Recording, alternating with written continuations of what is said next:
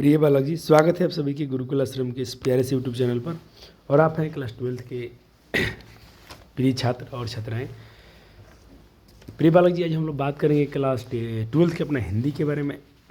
Class online class जो होती हैं आप लोग की, और यहाँ पर ऑफलाइन भी आप पढ़ते हैं, तो आप आपने सारे विषय शुरू किया है। आपके साइंस में सारे विषय शुरू हो चुके हैं, फिजिक्स, केमिस्ट्री, बायोलॉजी, मैथ्स भी शुरू है। जिन बच्चों का मैथ्स है, मैथ्स भी पढ़ रहे हैं। मैंने सोचा हिंदी का लेक्चर आपके लिए दिया जाए। इस बार हिंदी मैं आपको खुद से फिनिश करूंगा, ठीक है। पहला लेक्चर लेके आया हूँ आज, और गद्य घन हम पहले पढ़ेंगे। लेक्चर बच्चे मैं बता रहा हूँ 1 शॉट होगा, एक वीडियो में पूरा आपका चैप्टर फिनिश किया जाएगा। मैं एक बात आज ही बता देता हूँ कि आप लोग इस नोट्स को बना लीजिएगा, पहले समझ लेंगे, एक बार लेक्चर मेरे साथ पढ़ लेंगे। क्वेश्चन कैसे पूछा जाता है इसके आधार पर उसकी बात होगी। तो एक बार सारे क्वेश्चन मैं कवर करूँगा इस वीडियो में, पूरे चैप्टर को पढ़ा जाएगा, समझा जाएगा। आपका फ़र्ज बनेगा कि आप इसको हमेशा के लिए आप रिवीजन करते रहेंगे। आज अपने चैप्टर कर लेंगे, एक से जरूरी नहीं कि आप आज ही नोट्स बना लें। 1 से 2 दिन लग जाए, 3 दिन भी लग जाए, आराम से नोट्स बना लीजिएगा। रिवीजन करना बहुत ज़रूरी है, ठीक है। चलिए शुरू करते हैं। पहले देख लेते हैं अपना चैप्टर है कितने। तो गद्य खंड में हम लोग बात करेंगे बच्चे जी आज। और गद्य खंड में जाने से पहले एक बार अपना विषय सूची देख लिया जाए।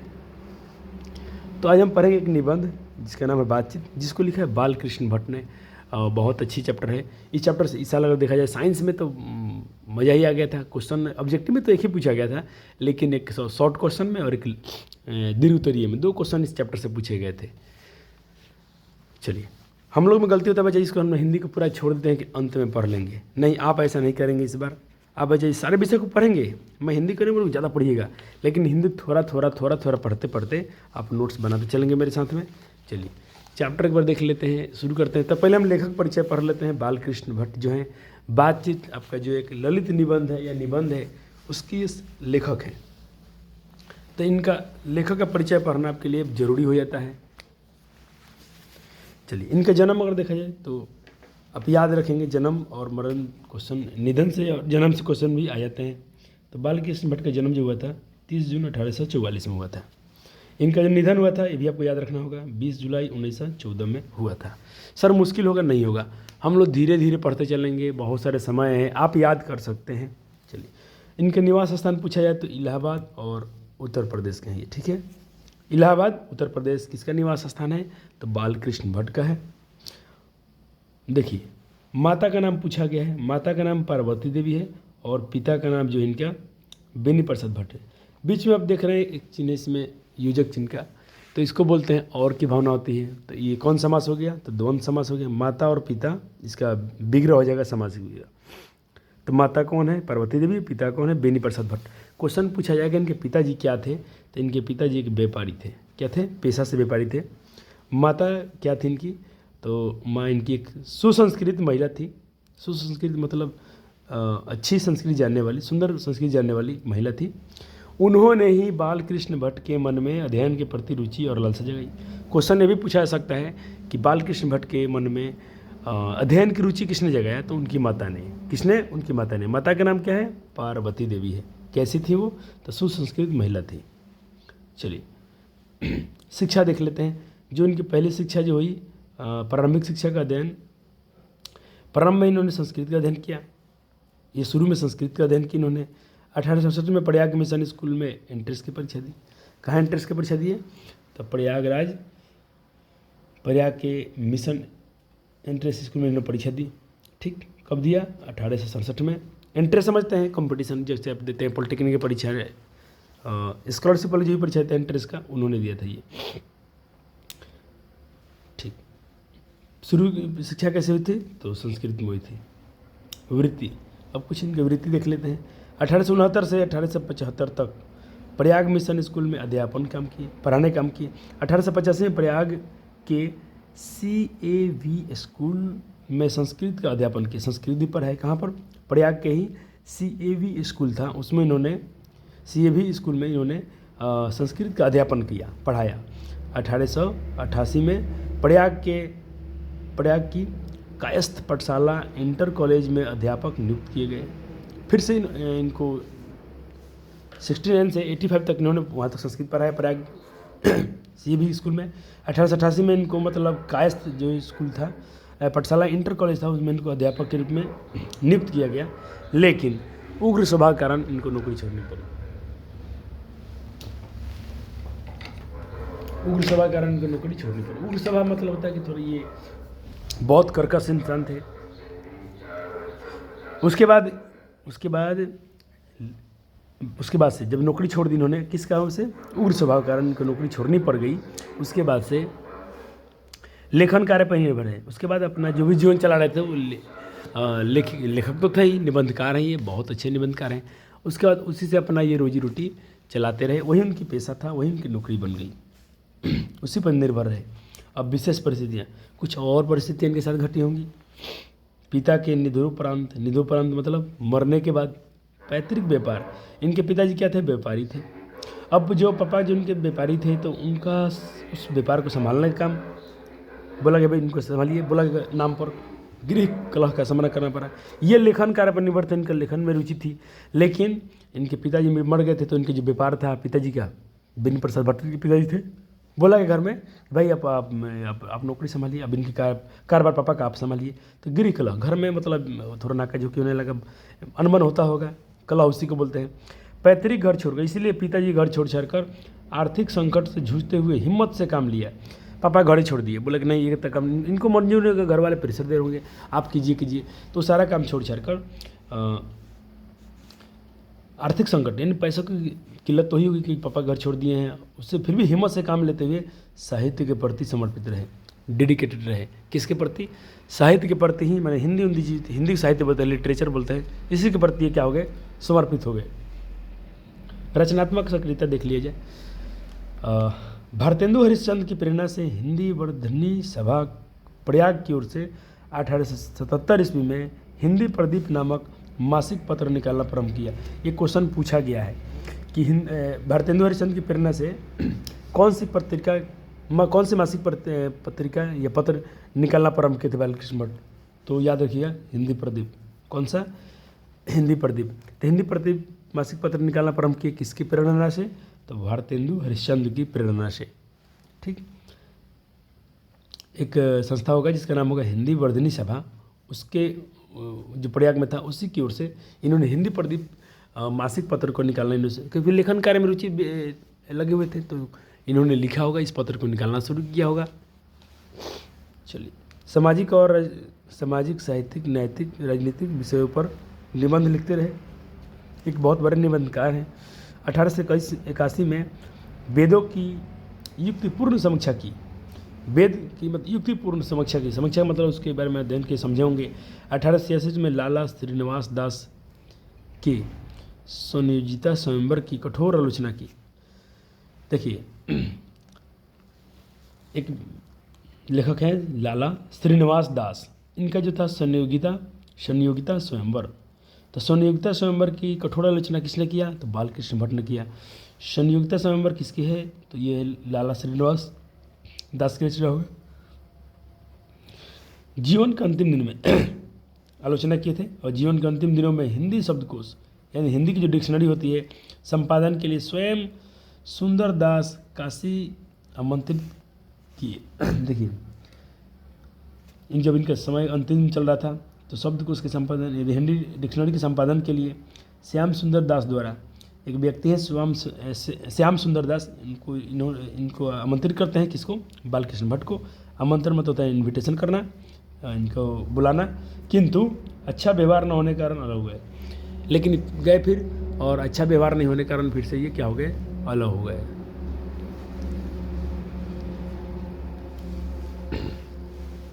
चलिए, अब रचनाएं पढ़ लेते हैं।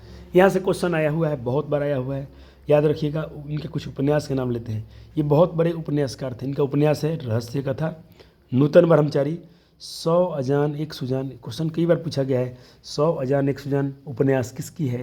तो बालकृष्ण भट्ट की है। नूतन ब्रह्मचारी किसका उपन्यास है? बालकृष्ण भट्ट की है। रहस्य कथा किसका उपन्यास है? बालकृष्ण भट्ट की है। गुप्तबैरी, रसातल यात्रा, उचित दक्षिणा, हमारी घड़ी, सद्भाव का भाव, हमारी घड़ी, सद्भाव का भाव, ये सब क्या हैं? उपन्यास है। आपने कितने उपन्यास का नाम देखा? रहस्य कथा, नूतन ब्रह्मचारी, 100 अजान एक सुजान, गुप्तबैरी, रसातल यात्रा, उचित दक्षिणा, हमारी घड़ी, सद्भाव का अभाव। बच्चा जी हिंदी हम जो पढ़ेंगे तो इसको आप लोग बार बार रिवीजन जरूर कीजिएगा। हम ना इसको अक्सर बहुत छोटे में लेके चलते हैं, इसको उतना इंपॉर्टेंस नहीं देते हैं, जो बाद में बहुत बहुत कठिनाई पैदा करेगा आपको। मैं बोलता हूँ हिंदी में आपका स्कोर क्या है, तो हिंदी में आपका स्कोर होने चाहिए बच्चा जी 95 प्लस। आप 95 प्लस अपना स्कोर लेके चलिएगा कि आप 95 से अधिक नंबर करेंगे हिंदी में। 1-2 नंबर चलो मात्रा के लिए इधर उधर हो जाए, कोई बात नहीं। टारगेट तो आपका 100 में 100 होना चाहिए। हम कोशिश पूरा करेंगे बच्चा जी आपकी तरफ से, और आप भी कोशिश कीजिएगा इसको पढ़ा जाए। प्ले लिस्ट में व्याकरण का नोट्स हैं, आप पढ़ सकते हैं, और आपके पास भी व्याकरण के नोट्स होने चाहिए। चलिए कुछ नाटक देख लेते हैं। कुछ नाटक में लिखे हैं। नाटक में क्या है? पहला पद्मावती, कीर्ता अर्जुनीय, बेनी संहार, शिशुपाल वध, नल दमयंती या इसका दूसरा नाम था दमयंती स्वयंवर। ये क्वेश्चन पूछा गया है कि दमयंती स्वयंवर किसकी रचना है, तो बालकृष्ण भट्ट की। पूछा गया दमयंती स्वयंवर क्या है, और अच्छा क्वेश्चन पूछा है तो आप कहिएगा नाटक है। किसका नाटक है? तो बालकृष्ण भट्ट का है। शिक्षादान, चंद्रसेन, सीता बनवास, ये सब क्या है? नाटक है। पतित पंचम, मेघनाथ का वध, कट्टर सूप की एक नकल, बृहन्ला, इंग्लैंडेश्वरी और भारत जननी, भारतवर्ष कली, दो दूरदेशी, एक रोगी एक वैद्य, रेल का विकट खेल, बाल विवाह इत्यादि सब क्या है? नाटक है। तो हमने इनके कुछ उपन्यास के भी नाम देखा, कुछ इनके नाटक का भी नाम देखा। प्रहसन, अब कुछ ही प्रहसन भी लिखे। तो प्रहसन क्या होता है? तो प्रहसन के बारे में सारे बातों को बच्चे लिख के आपके लिए नोट्स भी बना दिए हैं, टेंशन नहीं लेना आपको, सिर्फ अभी समझते चलते हैं, पढ़ते चलते हैं। देखिए प्रहसन होता क्या है, तो पहले प्रहसन के बारे में थोड़ा सा आपको पढ़ के बता देता हूँ। प्रहसन है क्या? प्रहसन एक नाटक का ही रूप होता है। जैसे ये सब सारे क्या है? नाटक है। तो प्रहसन भी एक नाटक का ही रूप होता है, जो कहानी की तरह होता है। ये जो कहानी की तरह होता है। अब प्रहसन कहता है प्रायः काल्पनिक होती है, इसमें कल्पना किया था, मान के प्रहसन लिखा जाता है। तो कुछ प्रहसन में लिखे हैं। जैसा काम वैसा परिणाम, किसकी क्या है? ये प्रहसन है। किसका प्रहसन है? तो बालकृष्ण भट्ट की। नई रोशनी का विष, अचार विडम्बन आदि। अब कुछ निबंध हो गया इतना। निबंध कितने लिखे हैं? लगभग तो 1000 के आसपास। क्वेश्चन पूछेगा कि बालकृष्ण भट्ट ने लगभग कितने निबंध लिखे हैं, तो 1000 के आसपास, जिसमें से 100 से ऊपर तो बहुत इंपॉर्टेंट है।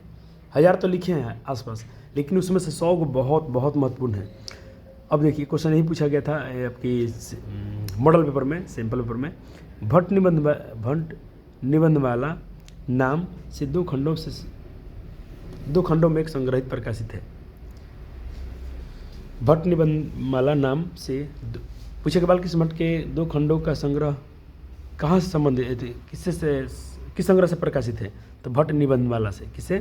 भट्ट निबंधमाला से। हो गया। चलिए ये तो लेखक परिचय था, लेकिन और है सर, क्या ये सब पढ़ना जरूरी है? हाँ, थोड़ा थोड़ा इससे भी क्वेश्चन आ जाता है। बालकृष्ण भट्ट क्वेश्चन पूछेगा किस युग के कवि हैं? किस युग के कवि हैं? आप कहिएगा आधुनिक युग के कवि हैं, ठीक है। और सॉरी, किस काल कवि हैं? पूछेगा बालकृष्ण भट्ट किस काल कवि हैं, तो आप कहिएगा आधुनिक काल। किस काल के? आधुनिक काल कवि हैं। किस युग के पूछेगा, तो भारतेंदु युग के प्रमुख साहित्यकारों में से एक हैं। वे हिंदी के प्रारंभिक युग के प्रमुख और महान पत्रकार, निबंधकार तथा हिंदी की आधुनिक आलोचना के प्रवर्तक में सबसे आगे थे। आधुनिक काल के जो भी आलोचना था, प्रवर्तक थे, उसमें अग्रण्य मतलब सबसे आगे थे। कौन? बालकृष्ण भट्ट। उन्होंने हिंदी साहित्य को अपने प्रतिभाशाली, जनधर्मी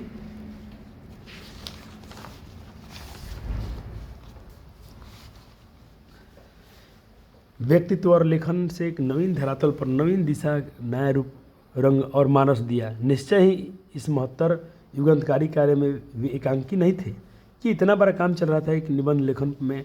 वो एकांकी नहीं था, अकेले नहीं थे, इनके साथ कुछ और सहयोगी थे। कौन कौन थे? स्वयं भारतेंदु हरिश्चंद्र थे, प्रताप नारायण मिश्र थे, प्रेमघन, राधाचरण गोस्वामी जैसे अनेक महान साहित्यकार उनके साथ थे। किंतु यह एक सर्वसमस्त स्थापित मान्यता है कि अपने युग के सर्वाधिक सक्रिय, मुखर और प्रदीर्घ समय तक सुदृढ़ निष्ठा के तथा तेजस्वी लेखन द्वारा साहित्य सेवा करते रहने वाले समर्पित साहित्यकार थे बालकृष्ण भट्ट। ये उनमें से सबसे अपने आप पूरा समर्पण कर दिए थे उसमें, लेखन कार्य में। भारतेंदु युग के 2-3 प्रमुख साहित्यकारों में से एक हैं ये। भारतेंदु युग के जितने भारतेंदु को बहुत सारे कालों में बांटा गया, 5 कालों में बांटा गया। उसमें से 2-3 प्रमुख साहित्यकारों में से एक थे ये, जिनके अनवरत लेखन, अनवरत मतलब लगातार लेखन कार्य में लगे रहने से भारतेंदु युग का रचनात्मक युग व्यक्तित्व निर्मित हुआ तथा आगे के द्वितीय युग का मूल आधार निर्मित हो सका। साहित्य केवल कल्पना, विलास और मनोरंजन की वस्तु नहीं है, अपितु वह जनन समूह के चित्त के विकास के संवाहक, जन संस्कृति के विकास प्रवाह का मूर्ख वांग्मय उत्पादन है। गहन लोक संपत्ति से उपजता और दिशा पाता है। यह बोधपूर्ण प्रधानता मान्यता भारतेंदु युग के साहित्य से बनती है और इसके दृष्टाओं में बालकृष्ण भट्ट प्रमुख हैं। आधुनिक हिंदी नवजागरण और राष्ट्रीय आंदोलन के दौर में नए सिरे से अपनी भाषा साहित्य के मौलिक लोकवादी प्रकृति एवं जातीय निष्ठा की पहचान करते हुए तदनुरूप दिशा और प्रवाह देने कार्य जिन लेखकों ने अपनी रचनात्मक गतिविधियों द्वारा संपन्न किया, उनमें से बालकृष्ण भट्ट जी जो थे एक विशेष रूप से अस्मरणीय मतलब उनको याद रखा जाएगा। हमने क्या क्या पढ़ा यहाँ पर, भारतेंदु युग में जो भी 2-3 थे उनका युग था, उसमें से ये तो एक अच्छे साहित्यकार भी रहे थे। बाकी लोग इनके सहयोगी भी लोग थे, भारतेंदु हरिश्चंद्र थे, महाराणा प्रताप थे, प्रेमघन थे, राधाचरण गोस्वामी जैसे थे, ये सब भी सहयोगी थे। लेकिन ये बालकृष्ण भट्ट उसमें से प्रमुख दीर्घतर मतलब ये बहुत दिनों तक रहे। हो सकता है बाकी लोग थोड़े काम करके रुके होंगे, ये लगे ही रह गए अंतिम समय तक। इसीलिए बच्चा जी इनको विशेष रूप से स्मरणीय बोला गया। ये रचनात्मक कार्य जो हो रहा था साहित्य के प्रति, ये बहुत दिनों तक अपना उसमें निभाए। अब अगला पैराग्राफ पढ़ते हैं। बालकृष्ण भट्ट गद्यकार भी थे। अपनी अभिरुचि, मानस और प्रतिभा से परिवेश और यथार्थ से संपूर्ण सरोकार रखने वाले लेखक पत्रकार, उनकी गद्य की भाषा और कला की जड़ें भी परिवेश और यथार्थ में ही थी।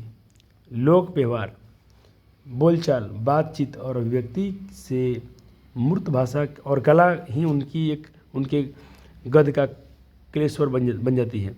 वह नव जागरण और स्वाधीनता संघर्ष का दौर था, जिनमें भीतरी और बाहरी, स्वदेशी और विदेशी शक्तियों से टकराव और संघर्ष ही जागरूक और लेखक की नियति थी। यह टकराव और संघर्ष भट्ट जी के लेखन में आंतरिक दृढ़ता और तेज तेवर बनकर उभरता है। भट्ट जी ने हिंदी प्रदीप, आपने पूछा था ना कि ये हिंदी प्रदीप मासिक पत्र निकाल रहे थे, किसके प्रेरणा से, अपने यहाँ पर था भारतेंदु हरिश्चंद्र के प्रेरणा से निकाल रहे थे हिंदी प्रदीप, जो इनके मासिक पत्र था। ये मासिक पत्र मतलब जो महीना में एक बार पत्र बनता हो। आपने अखबार देखा हो जो डेली आता है, जो मैं बैकग्राउंड में अखबार लगाए ना, यहाँ पर ये अखबार है, ये महीना में डेली आता है। और एक सरल सलील होता था जो सप्ताह में आता था। एक होता है मासिक पत्र जो महीने में एक बार आता है। हिंदी प्रदीप में पूरे अधूरे अनेक उपन्यास लिखे। इसमें कुछ पूरा कुछ अधूरा बहुत सारे उपन्यास लिखे, नाटक और प्रहसन भी लिखे, किंतु निबंध ही उनकी अपनी विद्या है। ये ज़्यादा निबंधकार है। ये निबंध से बहुत, इसीलिए जो चैप्टर हम पढ़ने वाले बातचीत क्या एक निबंध है। ये क्या है, एक निबंध है।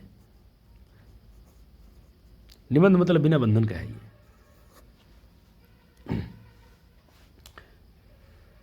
जिसमें अभिप्रायपूर्ण सुदृश्य लेखन पूरी शक्ति, सामर्थ्य और वैभव के साथ प्रकट हुआ।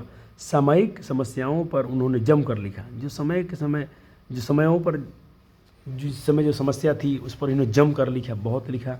बाल विवाह, स्त्री शिक्षा, महिला स्वतंत्र, महिला को स्वतंत्र होना चाहिए, रजा प्रजा, कृषकों की जो दुरावस्था थी, यानी जो किसानों की स्थिति खराब थी, अंग्रेजी शिक्षा, सुशिक्षितों में परिवर्तन, देश सेवा, अंधविश्वास आदि विषय पर इन्होंने खूब लिखा है।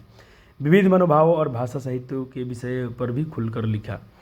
व्यक्तित्व व्यंजक, आत्मपरक, कलात्मक निबंध भी उन्होंने इतने लिखे उनकी संख्या सैकड़ों में है।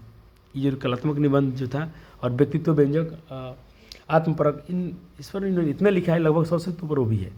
अब देखिए यहाँ से क्वेश्चन क्या पूछा गया था। यहाँ से क्वेश्चन पूछा जाता है, आचार्य रामचंद्र शुक्ल जो थे, आचार्य रामचंद्र शुक्ल ने निबंधकार के रूप में उन्हें, ये तो निबंधकार थे ही बालकृष्ण भट्ट, उन्हें अंग्रेजी साहित्य के एडिशन और स्टील की श्रेणी में रखा है। तो एडिशन और स्टील की श्रेणी में किसे रखा गया है, तो बालकृष्ण भट्ट को रखा गया है। किसके द्वारा, किसने ये माना था ये, तो ये रामचंद्र शुक्ल ने, आचार्य रामचंद्र शुक्ल ने इन्हें अंग्रेजी के जो अंग्रेजी साहित्य में बच्चे एडिशन और स्टील बहुत फेमस थे। तो हिंदी के भी निबंधकार में इनको श्रेणी में रख दिया और तुलना कर दिया उनसे। यह प्रस्तुत, आप चैप्टर परिचय देख लीजिए। यह जो प्रस्तुत बातचीत शीर्षक जो निबंध है, क्या एक निबंध है जिसके निबंधकार जो है कौन है, बालकृष्ण भट्ट है। व्यक्तित्व और निबंध कला के साथ साथ भाषा शैली का भी प्रतिनिधित्व करता है। प्रस्तुत निबंध भट्ट जी के बारे में ऊपर कही गई बातों को सहज, जितना ही ऊपर बातें कही गई थी उनके बारे में सहज ही पुष्टि और प्रमाणित करता है। ठीक, अब इनके बारे में कुछ कोट्स लिखा गया है, देखते हैं आप। अच्छा, ये कैसा, ये जो चिन्ह है क्वेश्चन में पूछा जाता है, इसको हम इंग्लिश में इन्वर्टेड कोमा बोलते हैं और हिंदी में उद्धृत चिन्ह बोलते हैं। तो इसमें दो बार लगा है, देखिए दो है, तो ये द्विउदाहरण चिन्ह है। अगर सिंगल, आपने कहीं देखा होगा सिंगल रहता है, देखिए यहाँ पर जैसे यह बातचीत है ना, यहाँ पर सिंगल कोमा है, तो इसको बोलते हैं एकहरी उदाहरण, एक बार लगा है एकहरी उदाहरण। क्वेश्चन आपसे ऑब्जेक्टिव में पूछा गया था, और ये 2 बार लगता है तो इसको बोलते हैं दोहरी एकहरण। चलिए, तो रामविलास शर्मा क्या लिखते हैं इनके बारे में थोड़ा अच्छा कोट से पढ़ लेते हैं। उनकी वास्तविक प्रतिभा एक अध्ययन विद्वान तीक्ष्ण बुद्धि आलोचक की है। बालकृष्ण भट्ट के बारे में लिखते हैं, उनकी वास्तविक प्रतिभा जो है, प्रतिभा मतलब टैलेंट होता है, इंग्लिश में बोलते हैं, जो उनका प्रतिभा है, एक अध्ययनशील, बहुत अध्ययन करने वाले, विद्वान, तीक्ष्ण बुद्धि वाले, बहुत तीक्ष्ण बुद्धि आलोचक की है। उन्हें आधुनिक हिंदी आलोचना का जन्मदाता कहा जाता है। अनुचित न होगा, यह अनुचित नहीं होगा, धर्म और दर्शन को सामाजिक विकास की कसौटी पर कसकर बालकृष्ण भट्ट ने प्रगतिशील आलोचना की नींव डाली है। आलोचना करना, उसकी नींव किसने डाला, बालकृष्ण भट्ट। ये क्या लिख रहे हैं, ये लिखे हैं बात को रामविलास शर्मा ने लिखा है। ये तो था लेखक का परिचय, जीवनी परिचय आपने पढ़ा। उनका माता का नाम पार्वती देवी है, पिताजी का नाम बालकृष्ण भट्ट, पिताजी का नाम बेनी प्रसाद भट्ट है। पिताजी पेशे से व्यापारी थे। इनकी 100 से अधिक, 100 के लगभग इनका अधिक इन्होंने निबंध लिखे हैं, और इनकी रचनाएं थी, उपन्यास था जैसे कि 100 जान 100 जान, नूतन ब्रह्मचारी। ठीक, और इन्होंने बहुत सारे प्रहसन भी लिखे, बहुत सारे नाटक भी लिखे हैं। ठीक है, इन सबको आपको मेमोराइज रखना है, याद रखना है। इनके डेट ऑफ बर्थ भी आपको, इनकी जन्म तिथि भी याद रखना है आपको कि 30 जून 1814 में हुआ था, 20 जुलाई 1914 में होता है। तो ये लेखक परिचय है। तो एक बार लेखक परिचय का मैं जो भी आपने पढ़ा, तो मैं इसके नोट्स बनवा दूँ कि एक बार लास्ट में करेंगे। चलिए, नोट्स वाला काम हम बाद में कर लेंगे, पहले हम पढ़ लेते हैं पूरे चैप्टर को। चलिए, बातचीत क्या है, एक निबंध है, किसने लिखा है, बालकृष्ण भट्ट ने। बहुत मज़ा आता है, पढ़ के पढ़िएगा, अच्छा लगता है, छोटा चैप्टर है, समझ जाएंगे आप। देखिए, इसे तो सभी स्वीकार करेंगे। बालकृष्ण भट्ट कहते हैं कि इसे तो सभी लोग स्वीकार कर लेंगे, मानेंगे भाई कि अनेक प्रकार की शक्तियाँ जो वरदान की भांति ईश्वर ने दिया है। हमें क्या मिला है, देखिए आज मुझे ईश्वर ने शक्ति दिया है बच्चे जी, मैं बोल पा रहा हूँ, आप मेरी बातें सुन पा रहे हैं, क्या बोल पा रहे हैं, मैं इस अक्षर को देख के पढ़ पा रहा हूँ, ये भी भगवान ने शक्ति दिया हमें कि मैं चीज़ों को देख रहा हूँ। आप भी मेरी बातों को सुन रहे हैं, आपको कान, ईश्वर ने हमें कान दिया है सुनने के लिए। बहुत शक्तियाँ हमारे शरीर में, अनेक प्रकार की शक्तियाँ जो वरदान ईश्वर ने दिया है। आपने देखा होगा बहुत सारे लोग कान से बहरे होते हैं, आंखों से अंधे होते हैं, जो शक्ति उनको ईश्वर ने नहीं दिया है।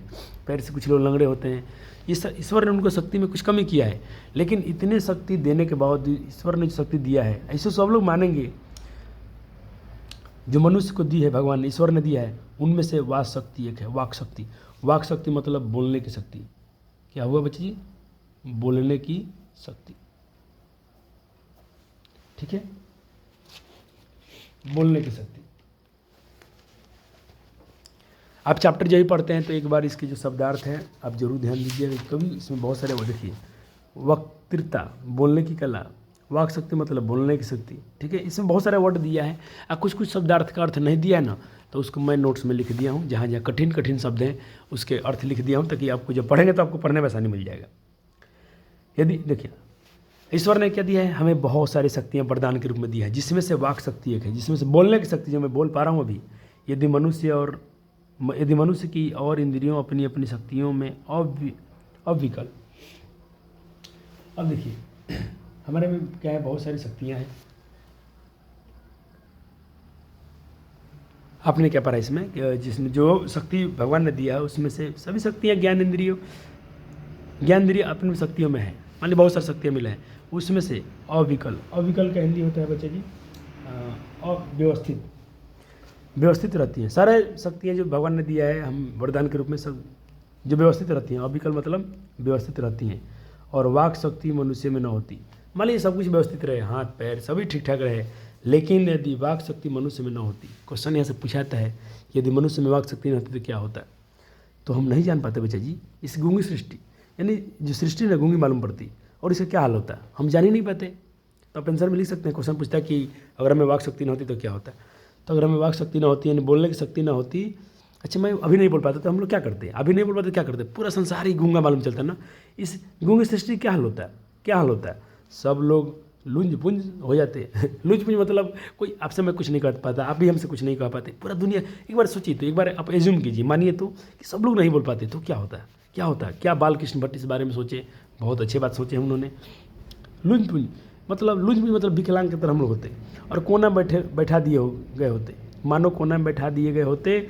जो कुछ सुख दुख अनुभव हम अपनी दूसरी इंद्री से के द्वारा करते हैं। आज मान लो कुछ सुख दुख नहीं कहते हैं, भाई बहुत दुख हो गया, मम्मी ने ऐसा बोला, पापा ने ऐसा बोला, सर ने बहुत डांट दिया, कुछ जब सुख दुख जो कह पाते हैं मुंह से, कोई किसी से नहीं कह पाता, तो हम लोग आँखों से कहते कि ना जी, इशारा करते, ऐसे करते हैं। लेकिन बोलने की शक्ति भी नहीं करते, ये भी नहीं होता, ये भी शक्ति भगवान ने नहीं दिया होता। तो हम लोग क्या करते? सोचते हैं कितना अजीब होता। तो दूसरी ज्ञान इंद्रियों द्वारा करते, उससे अवाक होने के कारण, अवाक मतलब होता है मौन, चुपचाप शांत, मौन होने के कारण, यानी हम चुपचाप रहते, मौन होते और आपस में एक दूसरे से कुछ न कह सुन सकते। तो क्वेश्चन यही पूछेगा कि भाई जब मनुष्य में वाक शक्ति न होती तो क्या होता? तो इसका आंसर यहाँ से यहाँ के बीच में आप अपने शब्दों में लिख सकते हैं। मैंने भी आंसर लिख के लाया है, चिंता मत कीजिएगा। बहुत सारे प्लेटफॉर्म पर इधर उधर जैसे लिखते हैं सर लोग, लेकिन मैं कहता हूँ साहित्य है, आप अपने बुक के हिसाब से ही आंसर लिखिए। बुक में क्या कहा गया है। इस वाक शक्ति के अनेक फायदे हैं, इस वाक शक्ति के अनेक सारे फायदे हैं। फायदे में बहुत सारे इसके फायदे हैं, बोलने की शक्ति में बहुत सारे फायदा है। स्पीच, कभी भाषण सुनते हैं। वक्तृता मतलब होता है, आपके बुक में दिया था, वक्तृता का अर्थ बुक में दिया है, बोलने की कला। जो भाषण है, बोलने की कला और बातचीत दोनों है। स्पीच, वक्तृता यानी बोलने की कला और बातचीत। स्पीच, भाषण और बोलने की कला और बातचीत दोनों है। इसको एक में रखा गया, और बातचीत, ये दोनों है। वाक शक्ति के अनेक फायदे हैं, जिसमें से हम भाषण दे सकते हैं, बोलने की कला भी है और बातचीत भी कर पाते हैं। ये दोनों है किसकी फायदे हैं ये? तो भाई ये वाक शक्ति की फायदा है। आज हम बोल पा रहे हैं, वाक मतलब बोलना। किंतु स्पीच के बातचीत का ढंग, स्पीच, अब चलो थोड़ा दोनों पढ़ लेते हैं। आज हम लोग दोनों में अंतर पढ़ेंगे, वाक जो स्पीच है और बातचीत, दोनों में क्या अंतर है? स्पीच, किंतु स्पीच से बातचीत का ढंग ही निराला है। भाषण का जो बातचीत का ही रंग ही निराला है। बातचीत में वक्ता मतलब बोलने वाला, वक्ता को नाज रखना, जाहिर करने का मौका नहीं दिया जाता है। सॉरी, वक्ता को हम बोलते हैं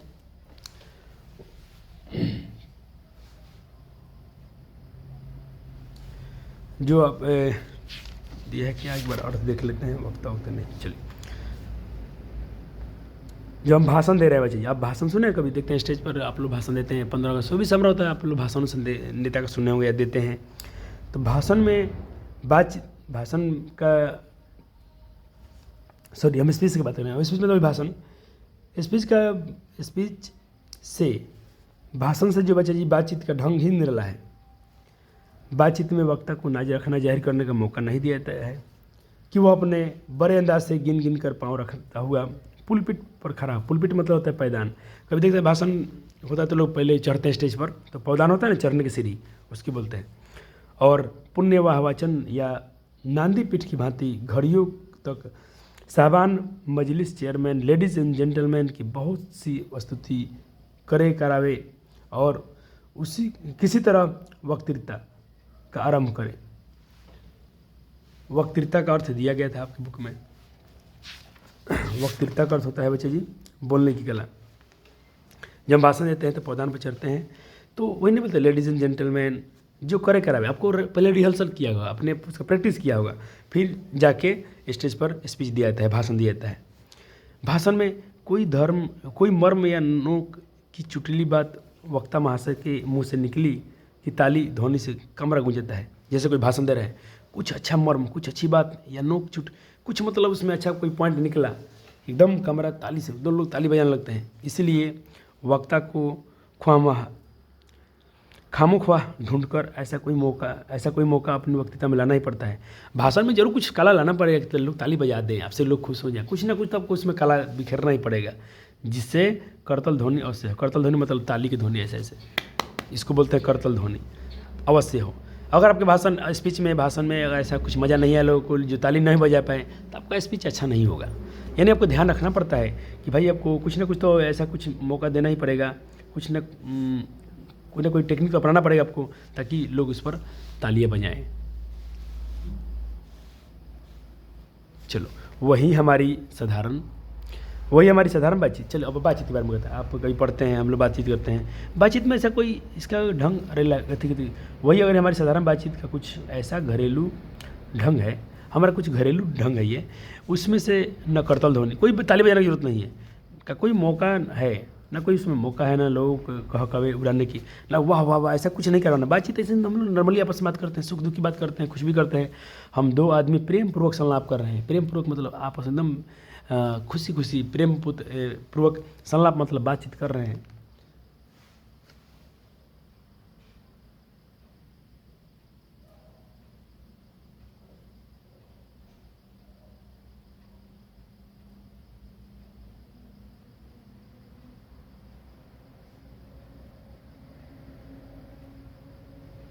एक्चुअली यहाँ पर एक वर्ड लिखा था खामख्वा, मतलब इसका तो बिना मतलब है, कोई ना कुछ तो ढूंढना पड़ता है। चलो हम याद थे बच्चा जी। हाँ चलिए, आपने 2 चीज़ पढ़ा। स्पीच में क्या दिक्कत है? स्पीच में है कि भाई आपको कुछ ना कुछ तो ऐसा कुछ करना पड़ेगा कि लोग ताली बजाएं, वाह कहें, ताली बजाएं। लेकिन हमारी साधारण बातचीत में ऐसा कुछ नहीं है, ना उसमें करतल ध्वनि, ना उसमें ताली की ध्वनि होनी चाहिए, ना लोग कभी बुलाए कुछ आपका शाबाशी दे, ऐसा कुछ नहीं। हम ऐसे ही प्रेम पूर्वक बात कर रहे हैं। कोई चुटली बात आ गई, कोई अच्छी बात आ गई अपनी बातचीत में, तो हंसी आती है, हंसी आप हंस पड़ते हैं, हम लोग मुस्कुराते हैं, हंसने लगते हैं। कुछ उसमें से बात अचानक आ गई तो हम लोग हंसते हैं। मुस्कुराहट से ओठों का केवल फर्क उठना ही, ऐसे नॉर्मली बात करते हैं, खाली अपना ओठ है ऐसा नहीं होता, लगता है कि हाँ हंसी वाला ओठ है ये। होठों का केवल फर्क उठना ही इस हंसी का अंतिम स्पीच सीमा है। ज़्यादा हंसने की जरूरत नहीं है। नॉर्मली प्रेम पूर्वक हम बात कर रहे हैं, आपस में एकदम प्रेम आसानी से बातचीत कर रहे हैं, तो उसमें ज़्यादा हंसने की जरूरत नहीं है, ज़्यादा ठहाके लाने की जरूरत नहीं है। खाली ओठ अपना थोड़ा सा मुस्कुरा गया हम लोग का, तो समझते बस वही काफ़ी है, वही उसकी सीमा है। स्पीच का उद्देश्य सुनने। अब चलो फिर स्पीच के बारे में लिखा गया। स्पीच जो सुनने वाले होते हैं उनके मन में जोश और उत्साह पैदा करना होता है। स्पीच जब हम देंगे तो लोग में भाई एकदम जोश पैदा कर देना चाहिए, भाई देश के प्रति भाषण देते हैं, कुछ भी देते हैं, चाहे 15 अगस्त के बारे में बोल रहे हैं, तो लोगों में एकदम जोश उत्साह आ जाना चाहिए। लेकिन साधारण बातचीत में ऐसा कोई जरूरी नहीं है। घरेलू बातचीत में मन रमाने का ढंग है, सिर्फ मन खुश रहना चाहिए। उसमें स्पीच की वही संजीदगी बेकदर धक्के खाती पड़ती है। देखो स्पीच में कोई उससे स्पीच की वह संजीदगी बेकदर हो, धक्के खा फिरती रहे। यानी स्पीच में और साधारण बातचीत में बहुत अंतर है। जहाँ आदमी अपनी ज़िंदगी मज़ेदार बनाने के लिए, चलो अब हम लोग ज़िंदगी अपना मज़ेदार बनाने के लिए क्या करते हैं? खाने पीने में चलने फिरने ज़रूरत है, खाने पीना अच्छा खाना पीना चलना पड़ना थी वस्त्र सब पहनते हैं अपनी ज़िंदगी को अच्छा बनाने के लिए, मज़ेदार बनाने के लिए। वहाँ बातचीत को भी अत्यंत आवश्यकता माना गया है। ठीक क्यों? क्योंकि जो कुछ मवाद या धुआं जमा रहता है वह बातचीत के जरिए भाव बनकर निकल पड़ता है। ये भी क्वेश्चन बहुत बार पेपर में आया हुआ है। देखिए बातचीत मवाद क्या, मान लीजिए आपसे मुझे कुछ हुआ था, आपसे मुझे कुछ गलती हो गया है, मेरे मन में कुछ दुख है कि या हमसे गलती हुआ है, आपसे कुछ कहना है, हम कह नहीं पा रहे हैं, लेकिन जैसे कह देते हैं आपसे, अपने मन की बात करते हैं, अपनी गलतियाँ बताते हैं, अपने मन की जो भी शंकाएँ कह देते हैं, आपका मन क्या होता है बच्चा जी? हल्का होता है। यानी आपके जो भी अंदर जो भी दुख दर्द पीड़ा खुशी था वो सब भाव बनकर निकलता है, मन एकदम हल्का हो जाता है। इसीलिए बातचीत एक अच्छा चीज़ है, ऐसा कला है। बातचीत ऐसा है कि हम बातचीत करने से मन स्वच्छ हो जाता है, हल्का हो जाता है। देखिए चित्त हल्का और स्वच्छ परमानंद में मग्न हो जाता है। बातचीत का भी एक खास तरह का मज़ा होता है। चलो अब देखो, कुछ अपने गाँव में देखा होगा, कुछ लोग का बात करने का बड़ा लत पड़ जाता है, अब उसके पीछे वो लोग खाना पीना भी छोड़ देते हैं, अपना बड़ा हर्ज कर देते हैं, पसंद है, मतलब उनमें कुछ भी नुकसान हो जाए लेकिन बात बतियाते रहेंगे, हटेंगे नहीं वहाँ से। कुछ लोग होते हैं उनका बहुत सारा मतलब नौकरी छूट जाए, कुछ भी छूट जाए, उनके घर में कुछ बड़ा कीमती काम हो वो भी छूट जाए, लेकिन बातचीत करने का जिसको लत पड़ गया है ना, वो अपना बड़ा हर्ज कर देंगे। कुछ नुकसान का हर्ज में तो नुकसान कर देंगे, लेकिन पसंद है नुकसान सह लेंगे, लेकिन भाई बतियाना नहीं छोड़ेंगे। आपने भी देखा होगा आपके घर में आसपास में ऐसे कुछ लोग होते हैं, पर वे बातचीत का मज़ा नहीं खोना चाहते हैं। ये है भाई एक मज़ा है, इसका लत पड़ गया उनको, एक नशा हो गया उनको। चलिए यहाँ से क्वेश्चन और पूछा गया है। रॉबिन्सन क्रूसो का किस्सा बहुत सुना होगा, पढ़ा होगा। रॉबिन्सन क्रूसो का किस्सा बहुधा लोगों ने पढ़ा होगा। एक रॉबिन्सन क्रूसो व्यक्ति है जिसने 16 वर्ष तक मनुष्य का मुँह नहीं देखा था। क्वेश्चन पूछा किसने 16 वर्ष तक मनुष्य का मुँह नहीं देखा था? तो रॉबिन्सन क्रूसो, यह बिंदु है तो रॉबिन्सन पढ़ेंगे, रॉबिन्सन क्रूसो। अब क्या किया था, 16 वर्ष तक कुत्ता बिल्ली आदि जानवरों के बीच में रहा। 16 वर्ष के बाद, जो 16 वर्ष तक तो नहीं देखा, लेकिन 16 वर्ष के बाद पहली बार एक फ्राइडे के मुँह से बात सुना था एक व्यक्ति। तो क्वेश्चन ये पूछा है कि 16 वर्ष के बाद रॉबिन्सन क्रूसो ने किसके मुँह से पहली बार बात सुना था। तो एक व्यक्ति है जिसका नाम है फ्राइडे। यद्यपि इसलिए इसी प्रकार मान लो 16 वर्ष तक तो किसी मुँह को नहीं देखा है, इसी प्रकार वो अपनी, तो पहले क्या था, यद्यपि उसने अपनी जंगली बोली में कहा था, जंगली बोली मतलब जो जंगल की भाषा था, पर उस समय रॉबिन्सन क्रूसो ने पहली बार कितने साल तक मनुष्य का मुँह नहीं देखा, 16 साल तक। पहली बार किससे मुँह से बात सुना, तो फ्राइडे से बात सुना। हमें वाक शक्ति न होती तो क्या होता, तो सृष्टि गूंगी मालूम चलती, मानो हम लोग कोने में लोग तो बैठा दिए गए हों और अपना सुख दुख जो भी था हम किसी से कह न पाते। इसीलिए वाक शक्ति ईश्वर ने हमें दिया है, तो बहुत बड़ा एक चीज़ है। चलो, रॉबिन्सन क्रूसो का ऐसा आनंद हुआ, रॉबिन्सन जंगली बोली में कहा, पहले वो हमेशा कुत्ता बिल्ली शेर कैसा बात सुनता था, जंगल में रहा था 16 साल तक, लेकिन पहली बार मुंह से बोली सुना कि मनुष्य भी बोलता है क्या। उसको इतना मजा आया, इतना आनंद हुआ, मानो लगता था ना जब वो मुँह से कुछ बोला, जंगली भाषा में बोला या कुछ सुना। यद्यपि उसने अपनी जंगली बोली में कहा था, फ्राइडे ने जंगली बोली में कुछ बोला होगा, फ्राइडे जब भी मिला था उसको तो जंगली बोली में बोला था, भले जंगली ही बोली था तो क्या हुआ, लेकिन मनुष्य की आवाज़, जैसा अभी हमारा आवाज़ है, आपका आवाज़ है, ऐसा आवाज़ सुना ना तो इसको इतना आनंद मिला, तो लगा उसको ऐसा फील हुआ कि मानो जिसका जो नए सिरे से आदमी का चोला पाया, चोला मतलब पहनावा होता है, उसको लगा ना कि अरे हम तो खाली आदमी का शरीर पहने हैं। वो इतना बोलता नहीं था, खाली मनुष्य की हूँ ऐसा पूछ सकता था, इंसान वैसा ही बोलता होगा, उसको पता नहीं था कि इंसान बोल सकता है।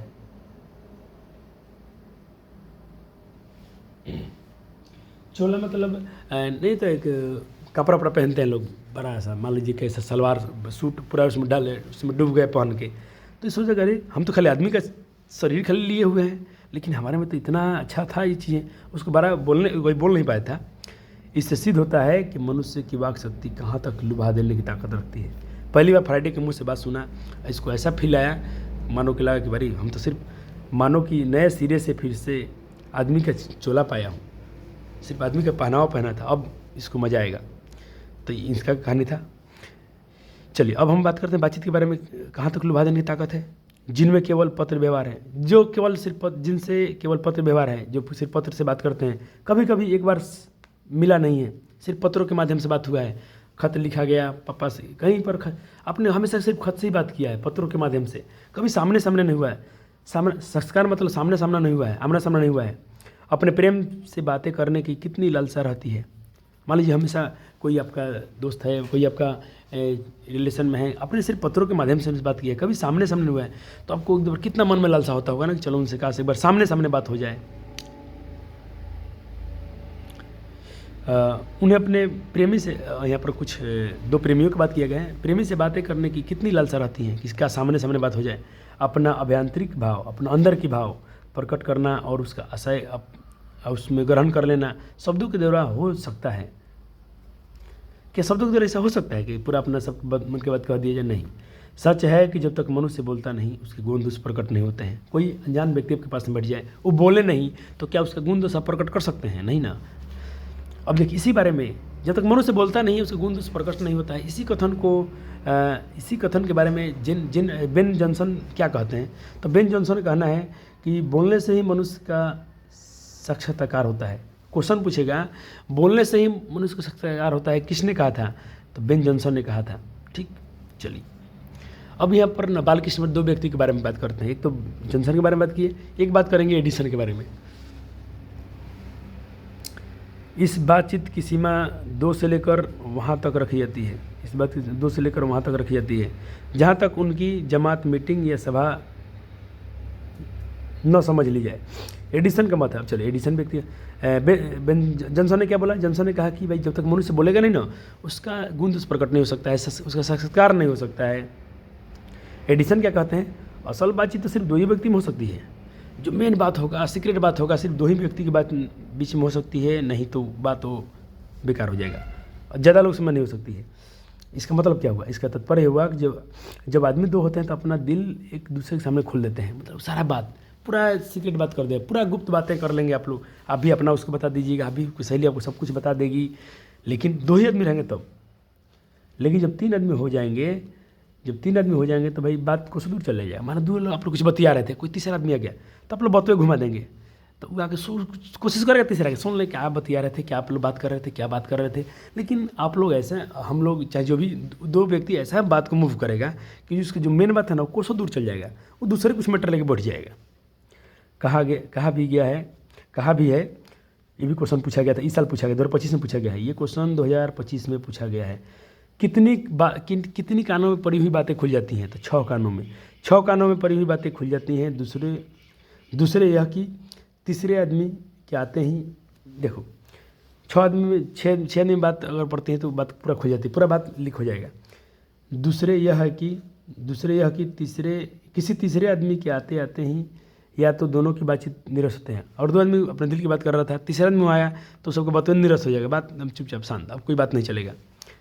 या तो चुप दोनों शांत बैठ जाएगा चुपचाप, या तो बातों करेगा तो घुमा के बात करेंगे, उससे निपट मूर्ख अज्ञानी समझ बनाने लगेंगे। अब जो तीसरा आदमी आ गया उसको मूर्ख बनाने की कोशिश किया जाएगा, क्योंकि भाई असल बातचीत सिर्फ 2 ही व्यक्ति के बीच में हो सकती है। किसने कहा था? एडिसन ने कहा था, जब तक मनुष्य बोलता नहीं उसका संस्कार नहीं होता है। ये किसने कहा था? ये कहा था जॉनसन ने कहा था। ये बात आपको याद रखना है। चलिए बात आगे करते हैं। जैसे गर्म दूध, थोड़ा पानी पी लिया जाए। हो गया जी, चलिए हम समझ में आने लेंगे। जैसे गर्म दूध, अब बात करते हैं आगे। जैसे गर्म दूध और ठंडे पानी के 2 बर्तन पास में रख दीजिए। अभी मैंने गर्म पानी ही पिए बच्चे जी, आपसे बोला था थोड़ा पानी पी लेता हूँ, देखिए थर्मस रखें, पानी पी रखकर। गर्म पानी पी से क्या होता है बच्चे जी, आपके गला और एनर्जी शरीर में रहती है। आप भी सुसुम पानी पीजिएगा, गुनगुना पानी पीजिए, बहुत एनर्जी रहती है शरीर में, अच्छा होता है सेहत के लिए। अब देखिए 2 चीज़ यहाँ पर तुलना करें बालकृष्ण। जैसे गर्म दूध और ठंडा पानी 2 बर्तन पास में सटा दीजिए। एक में पूरा ठंडा पानी है बर्तन में, दूसरे में पूरा गर्म पानी है, दोनों बर्तन को सटा दीजिएगा। देखना जो ठंडा पानी था उसमें गर्मी वाला असर आ जाएगा, आता है कि नहीं? रखा जाए तो एक का असर दूसरे में पहुंच जाता है, जरूर पहुंचेगा। जो गर्म पानी था उसमें थोड़ा असर चल जाएगा, या ठंडा वाला पानी का असर, एक दूसरे का असर उसमें चलता है, अर्थात दूध ठंडा हो जाता है। जो गर्म था वो ठंडा हो जाएगा, और जो पानी था वो गर्म हो जाएगा। देखो यहाँ पर गर्म दूध और ठंडे पानी की बात किया गया है, तो यहाँ बताया दोनों सटा कर रखेंगे तो दूध हुआ, गर्म दूध था तो ठंडा हो जाएगा, अब पानी ठंडा था तो गर्म हो जाएगा। यानी एक दूसरे का प्रभाव जानने की बात चल रही है यहाँ पर। वैसे ही 2 आदमी पास में बैठ जाते हैं अगर, तो एक का गुप्त दूसरे में पहुँच जाता है। 2 आदमी बैठे रहेंगे ना, बहुत दिन तक बैठेंगे, आपस में बैठे रहेंगे। आप डेली किसी के साथ बैठेंगे तो बैठते उनसे दोस्ती हो जाएगी, और उनका जो भी असर है आप में चला जाएगा। इसीलिए बताता हूँ बार बार, अभी लड़कियाँ हैं तो विशेषकर मैं ये आपको ये सलाह दूंगा कि आपकी जो भी दोस्त हैं लड़की, आप वो अच्छे विचार वाली होनी चाहिए, उनके संस्कार अच्छे होने चाहिए, ताकि आपके भी अच्छे संस्कार आए। ऐसा होता है कि बच्चे जी हम लोग गलत संगत में जाके हम भी गलत हो जाते हैं। हर व्यक्ति को बोल रहा हूँ, चाहे मेरा वो ऑफलाइन के छात्र हैं या ऑनलाइन मेरी बात सुन रहे हैं, आपको इस बात को मानना चाहिए। आप इस बात को एग्री भी करते हैं, सहमत भी होंगे इस बात से कि हम जैसे संगति में जाएंगे वैसा ही असर हमें आता है। चाहे एक दूसरे को कभी देखे ना हो, कोई व्यक्ति बात आपने किसी व्यक्ति को देखा हो ना देखा, लेकिन उसके पास में बैठेंगे बहुत दिन तक तो उसका असर आप में आ ही जाएगा। देखे ना हो तब बोलने को कौन कहे, बोलने से कोई बात नहीं है। एक का शरीर विद्युत दूसरे शरीर में प्रवेश करता है। यहाँ पर कुछ ऐसा बताएगा उससे आवेश आप में चला आएगा। जब पास बैठने का इतना असर होता है तो समझिए कि बातचीत में कितना असर होगा। सिर्फ पास बैठने से उसका असर आता है, तो समझिए कि भाई बाकी चीज़ में क्या होगा, अगर बातचीत करने में कितना असर होता होगा। इसे कौन न स्वीकारेगा, बालकृष्ण कहते हैं इसे कौन नहीं स्वीकार करेगा भाई अस्तु। अब इस बात को 3 आदमियों के साथ देखना चाहिए। चलो अब 3 आदमी की बात में देखा है। 2 आदमी के बीच में क्या था, असल बातचीत सिर्फ 2 ही व्यक्ति को मिल सकती है। चलो 3 आदमी की बात कर लेते हैं। मानो एक त्रिकोण सा बना दिया है, मानो त्रिकोण ऐसे बोलते हैं। एक आदमी का चित्त मन यहाँ पर है, दूसरे का मन यहाँ पर हो, यहाँ पर हो, ऐसा बात में समझा रहे हैं। त्रिकोण की 3 रेखाएं हैं, गुपचुप असर तो तीनों पर परस्पर होता है। इसका असर इस पर होगा, इसका असर इस पर होगा, इसका असर इस पर रहेगा, इसका तीनों पर एक दूसरे का असर रहेगा। लेकिन क्वेश्चन पूछा जाएगा यहाँ से, जो बातचीत 3 में की गई है वो क्या है? तो मानो अंगूठी में नग, आपने कभी अंगूठी पहना होगा तो उसमें देखना नग जो लगता है ना, उसमें कलाएं ऐसे की थी उसके जैसा होती हैं।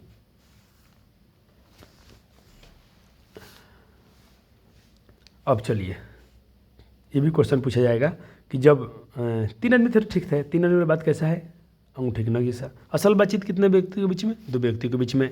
उपरांत इसके बाद जब 4 आदमी हो जाएंगे तो बात बेतकुल्फ़ी, यानी बातों में कुछ अब बकवास वाला बात रह जाएगा, बिल्कुल स्थान रहेगा। बेतकुल्फ़ी का कोई स्थान नहीं रहता है, खुल के बातें ना होगी, अब एक सीक्रेट वाला बात नहीं होगा। जो कुछ बातचीत की जाएगी वह नाम के लिए, फॉर्मेलिटी के लिए रहेगा। और संजीदगी के लक्ष्य भी में सुनी होगी। चलो अब अपने यहाँ से बात 4 से अधिक की जो बातचीत होती है वो सिर्फ राम रमोल कहलाएगी। क्या कहलाएगी? राम रमोल। तो आपने क्या क्या सीखा? असल बातचीत इतने व्यक्ति के बीच में हो सकती है, 2 आदमी के बीच में हो सकती है। 3 आदमी वाला बातचीत क्या कहलाता है? तो मानव अंगूठी में नग ऐसा होती है। और हम बात कर रहे हैं यहाँ पर बेतुकुल्फी यहाँ का वर्ड लिया है, तो बिना किसी काम का, बिना कुछ। राम रमोल का मतलब होता है कि बकवास बात समझते हैं, ऐसे ही औपचारिक बात नहीं होगी, सिर्फ समय काटाएंगे, उसमें समय काटा जाएगा। तो 4 आदमी वाला बातचीत कैसा होता है? समय काटने वाला, समय काटेंगे लोग, ऐसे ही बातचीत हुआ, उसमें कुछ अच्छा बात नहीं हो सकता है। असल बातचीत जैसे 2 ही व्यक्ति के बीच में होगा। किसने कहा था? एडिसन ने कहा था। जॉनसन ने क्या कहा था? बोलने से ही मनुष्य का गुण मालूम चलता है, या साक्षात्कार होता है, साक्षात्कार मतलब उसका सब कुछ मालूम चलेगा। चलो उससे हम संलाप नहीं कर सकते, संलाप मतलब उससे हम बातचीत नहीं कर सकते हैं 4 आदमी वाला। इसी बातचीत के अनेक भेद हैं। चलो बातचीत के अनेक प्रकार होते हैं। यहाँ से क्वेश्चन पूछेगा 2 बूढ़ों की बातचीत। चलो अब 2 बूढ़ों लोग क्या बात करते हैं? लोग समाज में आपने देखा होगा, अपने आसपास में जो बूढ़े लोग होते हैं वो ज़माने की शिकायत करेंगे। अरे हमारा ज़माना में तो ये था, बाबा आदम के समय की ऐसी दास्तान छेड़ेंगे, कहेंगे देखो हम लोग, उनका शिकायत क्या होता है? सिर्फ हम लोग से होता है, नौजवानों से होता है। जो बूढ़े लोग की बातचीत होती है ना, सिर्फ नौजवानों से शिकायत होती है। वो क्या कहेंगे? और देखो उनके बात में क्या होता है? 4 को सच, 10 को झूठ। एक बार जो अपनी बातचीत का घोड़ा छूट जाएगा, एक बार जो बूढ़े लोग अपना बातचीत करेंगे तो पहर बीत जाए, पहर मत समझते हैं, दोपहरिया आ जाएगा, शाम हो जाएगा, कुछ हो जाए, कितना पहर बीत जाए, पर उनका बातें ख़त्म नहीं होता है। और चलो अब इसमें क्या कहा है? प्रायः अंग्रेजी राज्य के प्रदेश और पुराने समय की रीति रिवाज, अंग्रेजी शासन के बारे में, अंग्रेज के बारे में बात करेंगे, पुराने के बारे में बात करेंगे, बीते हुए रीति रिवाज के बारे में बात करेंगे। इस समय की भांति लायक जो आज की समय है, नौजवानों की निंदा करते हैं। तो क्वेश्चन पूछेगा नौजवानों की निंदा की बातचीत का प्रमुख प्रकरण किन में होता है? तो बूढ़े लोग की बातचीत में। किसकी बातचीत में? बूढ़े लोग। और सिर्फ नौजवान की तुलना निंदा करेंगे। एगो हम लोग थे, बाप अकेले ही सह के इतना खेत को कुदार से कोड़ देते थे। आज के लौंडा है, सब कुछ होता नहीं है, घूमता है फिरता है। ये शिकायत सिर्फ बूढ़े लोग करते हैं, जमाने से शिकायत करते हैं। और बूढ़े लोग पढ़े लिखे होंगे, मतलब कुछ बूढ़ा जो पढ़े लिखे नहीं होते, खाली जमाने की शिकायत करेंगे। लेकिन पढ़े लिखे जो बूढ़े होंगे तो शेक्सपियर और खाली जब बात करेंगे तो शेक्सपियर ऐसे थे, मिल्टन, यानी जो अंग्रेजी में जो बड़का साहित्यकार हो ना, लिटरेचर, उनका लोग जीवे पर ना चाहेंगे। खाली शेक्सपियर ऐसे थे, हर बार अपनी इंग्लिश है, वो बड़का अंग्रेजी की बात करेंगे। वो अपनी लिकायत में नशे में चूर हमजुगनी दिगरे नेस्त अग्रपन की चर्चा छेड़ेंगे। ये भी क्वेश्चन पूछा गया है। 2 हम सहेलियों की बातचीत का जायका ही निराला है। क्वेश्चन पूछेगा किसकी बातों में मानो रस का समुद्र उम्र चला है? 2 सखी पति हैं सनु, हम देखो कैसे सखी अलग, ऐसे हम सहेली मतलब खास सहेली। 2 लड़की जो होगी एकदम खास लड़की होगी, एकदम सच्चा मित्र होगी, उस जो बतियाना छेड़ेगी ना तो ऐसे समुद्र का रस चलाएगा, मानो भाई कहिए मत। अब देखिए इसका पूरा स्वाद उनसे ही पूछना चाहिए जिन्हें ऐसा मानो रस सनी बात सुनने का कई भाग पर लड़ा हो। कभी 2 सहेली की बात सुनने किसी को मिल गया होगा तो उनसे जाके पूछ लीजिए कि भाई उन लोग का समुद्र जो बातचीत में रस का समुद्र कैसा होता है। चलिए हमने नहीं सुना है, कोई बात नहीं। हम लोग सिर्फ चैप्टर पढ़ रहे थे, चैप्टर के पर्पज से मैं थोड़ा ये अलग बातें कर रहा हूँ, ज़्यादा बातें उस पर ध्यान मत देना। क्वेश्चन क्या क्या क्रिएट हुआ है बिहार बोर्ड के द्वारा, ये क्वेश्चन पूछेगा किन की बातों में रस का समुद्र मानो उम्र चला है? तो 2 हम सहेलियों की बातचीत में। बूढ़ों की बातचीत में किसकी शिकायत होती है? तो नौजवानों की शिकायत होती है। ठीक है, चलिए अब बूढ़ियों लोग की बात, ये भी क्वेश्चन पूछा गया है कि बूढ़ियों लोग की बातचीत कैसा होता है? तो 2 बूढ़ियों की बातचीत का प्रमुख प्रकरण कैसा होता है? प्रमुख प्रकरण कैसा होता है जी? तो प्रकरण मतलब कैसा प्रकार होता है? तो बहू बेटी की शिकायत। देखिए अपने बेटी के बड़ाई करती हैं लोग, अब बहू की शिकायत करती हैं। फिर बहू के मान लो कोई बुढ़िया होगी तो ऐसा ही होता होगा, वो अपना बेटी के बड़ाई, पतों की शिकायत। ये औरतों बूढ़ी लोग का मतलब एक खास बात रहा है। चलिए अगर या बेटों का भी, बेटो बदल गया है, बूढ़ी जो सब पतोहिया ही है, ऐसी कर रहा है लोग, मतलब यही सब बहू बेटी की शिकायत गिला कौन करता है? ये करती है बुढ़िया लोग, शिकवा शिकायत करते हैं। अब चलो बिरादरानी की बात आई। वे बिरादराने का कोई ऐसा रस्म शिकायत करते रहेंगी। अब देखो अपना बिरादरी में आ जाएंगी, जातिवाद में, जाति अपना बिरादरी में आ जाएगा लोग। रम सरा छेड़ेंगी। अब ऐसा छेड़ेंगी और बात में अपना खोड़ा दाँत, खोड़ीला वाला दाँत, बुढ़िया लोग दाँत क्या ला, एगो दू दाँत रहेगा ओकर हा हा का हौसले। और कुछ लोगों के चेहरा तो कभी देखा नहीं, अपने देख लेना कुछ बुढ़ी औरत के बारे में। मेरा कहने का मतलब मैं किसी बूढ़ी औरत और ये बुजुर्ग का शिकायत नहीं कर रहा हूँ। ये चैप्टर में मतलब बालकृष्ण भट्ट क्या दिखाए थे उसके बारे में हम लोग समझ रहे हैं, ठीक है। तो बूढ़ी थी, अब अपन लास्ट में क्या करेंगे, अपने कोई बिरादरी का बात छेड़ देंगी और बात करते करते अंत में खोड़े दांत निकाल पर, ये आपने पढ़ लिया ना, ठीक है सर, निकाल लड़ने लगेंगी। अब लड़ाई हो खिलाई दोनों में, तार पटीदार रहेंगे तहेंगे पूरा, मतलब चल जाएंगे लोग पूरे खानदान में ढुके। अब एकदम दांत निकाल के खोड़ीला वाला दांत निकाल के पूरा जम के हो जाएगा। फिर कल से बातचीत करेगा लोग, अलग बात है। चलो अब चलो लड़के की बातचीत में, लड़के की बातचीत में देखें, अब अक्सर खाली खिलाड़ी के बारे में बातचीत करता है लोग। आज उसका तारीफ करेगा, कोई सलाह गांठेगा, जिसको अपनी शैतानी जाहिर करने का पूरा मौका मिले। स्कूल के लड़कों की बातचीत का उद्देश्य अपने उस्ताद का शिकायत या तारीफ, सहपाठियों में किसी के गुण अवगुण का कथों का पठन। देखो बालकृष्ण भट्ट हर के बारे में लिखे हैं, हर तबके के बारे में लिखे हैं उन्होंने। पढ़ने में कोई लड़का तेज हुआ तो कभी अपने सामने एक दूसरे को न गिनेगा वो, और सुस्त बोधा हुआ तो दबे बिल्ली का सा स्कूल भर को अपना गुरु मानेगा। और खूब थोड़ा एकदम पढ़ने में बोका होगा, थोड़ा मध्यम किस्म का लड़का है, थोड़ा कमज़ोर हुआ तो सबको अपना गुरु मानेगा, सबको तेजे मानेगा, सबको भैया कहेगा, सबको अच्छे कहेगा। इसके अलावा बातचीत की और बहुत सी किस्में हैं। राजकाज की बात, व्यापारी संबंधी बातचीत, दो मित्रों में प्रेमलाप इत्यादि। हमारे देश में अशिक्षित लोग, अगर हमारे देश का अशिक्षित लोग हुआ तो उससे बदकही होती है। अशिक्षित लोगों में बदकही होती है। जो लोग पढ़े लिखे नहीं हैं उनमें क्या होता है, बातचीत नहीं होता है, बदकही होता है। लड़कों वालों की ओर से, अब चलो शादी विवाह में होता है तो जो बिछुआई होकर, दोनों बिछुआई मतलब अगुआ विवाह संबंध की जो कुछ बातचीत करते हैं, उस दिन से बिरादरी वालों को जाहिर कर दिया जाता है कि अमुक की लड़की का अमुक के लड़के के साथ विवाह पक्का हो गया है। यह रस्म बड़े उत्सव के साथ की जाएगी। चंडू खाने के बाद, अब तो चंडू खाने के बाद जो लोग नशा वशा करते हैं, उन गजरी भंगेरी लोग, उनका बातचीत भी निराली होती है। निदान बात करने के अनेक प्रकार के ढंग होते हैं। हो गया, चलो अब यहाँ से क्वेश्चन एक और बहुत बार पूछा गया, बहुत बार हाईलाइट करके रखे हैं। यूरोप लिखा है, जिसको यूरोप हम लोग कहेंगे। यूरोप के लोगों में बातचीत करने का एक हुनर होता है, जिसे हम क्या कहते हैं, आर्ट ऑफ कन्वर्सेशन। तो क्वेश्चन पूछेगा आर्ट ऑफ कन्वर्सेशन क्या है, तो यूरोप के लोगों में बातचीत करने का एक हुनर है, कला है। अभी क्या है इसमें, इसमें क्या लोग करते हैं, देखो इसमें स्पीच और लेख दोनों। लेख क्या है, पत्र से आप लिख के बातचीत करते हैं। कभी स्पीच आपने पढ़ा था कि भाई उसमें कुछ ना कुछ हम लोग को जानबूझकर कुछ ना कुछ ऐसा कुछ मौका देना पड़ता है कि तालियां बजे, लोग हंसे। दोनों नहीं होता है, नहीं पाए जाते हैं। यानी आर्ट ऑफ कन्वर्सेशन में ना स्पीच की जगह होता है ना लेख की जगह होता है। इसकी पूर्ण शोभा काव्य कला प्रवीण विद्वान मंडली में होती है। इसकी जो पूर्ण शोभा होती है, पूरी शोभा काव्य कला प्रवीण विद्वान मंडली में होती है। और इसमें ऐसे चतुराई भरी प्रसंग छे रहते हैं, ऐसा कुछ चतुरंग यूरोप के लोगों में पाया जाता है। ये हुनर जो होता है, ये टैलेंट जो पाया जाता है, यूरोप के लोगों में पाया जाता है आर्ट ऑफ कन्वर्सेशन का। इसमें ऐसा प्रसंग छो रहता है कि सुनकर कान को बड़ा सुख मिलता है। वाह वाह, इतना ही आंसर लिखना है। तो क्वेश्चन पूछा जाए आर्ट ऑफ कन्वर्सेशन क्या है, तो आप लिखेंगे यूरोप के लोगों में पाए जाने वाला कला है, जो इसकी पूर्ण सभा काव्य कला के विद्वान मंडली में पाई जाती है। और इसमें ऐसे चतुराई भरी प्रसंग छिड़े जाते हैं जिसे सुनकर कानों को अत्यंत सुख मिलता है। इतना ही आंसर लिखना चाहिए हम लोग को। चलो अब इसके बारे में और बताया गया है। सुहृद गोष्ठी इसी का नाम है। जब कान को सुख मिलता है तो उसे क्या बोलते हैं, सुहृद गोष्ठी इसी का नाम है। सुहृद गोष्ठी की बातचीत की यह तारीफ है कि बात करने वालों के लिए गायत अथवा पंडिताई का अभियान या कपट नहीं एक दूसरे पर प्रकट हो, वरन क्रम में रस भरा पैदा करने वाला शब्दों को बरकरार चतुर सयाने बातचीत को सरस रखते हैं। वह हमारे आधुनिक शुष्क पंडित बातचीत में जिसे शास्त्रार्थ कहते हैं, कभी आवेगा ही नहीं। मुर्ग और बटेर की लड़ाइयों की झपटा झपटी। सर पूरा चैप्टर हम क्यों पढ़ें, कभी कभी बच्चा 5-5 नंबर के लिए आता है सारांश लिखिए चैप्टर का, तो सारांश आप कैसे लिखिए, पूरे चैप्टर पढ़े रहेंगे।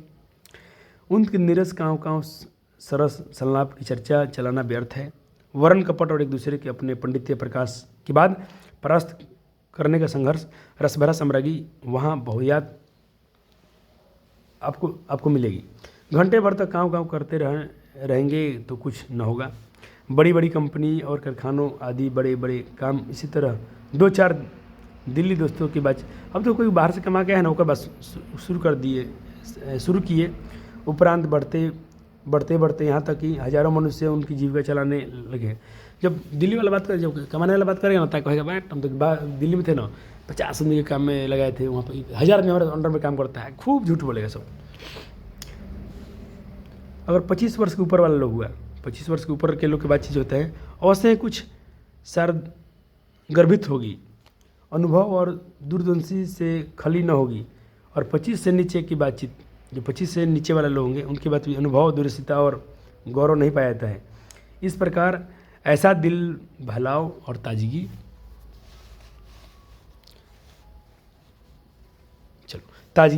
रहती है जिसकी मिठास उसमें 10 गुनी चढ़ी बड़ी होती है। जो 25 के नीचे होते हैं उनका दिल बहलाव वाला बात खूब करेंगे, ताजगी खूब उसमें रहेगा और उसमें मिठास 10 गुना चढ़ा बड़ा रहेगा। यहाँ से क्वेश्चन नहीं पूछे जाते हैं बच्चा जी, यहाँ से क्वेश्चन नहीं आते हैं।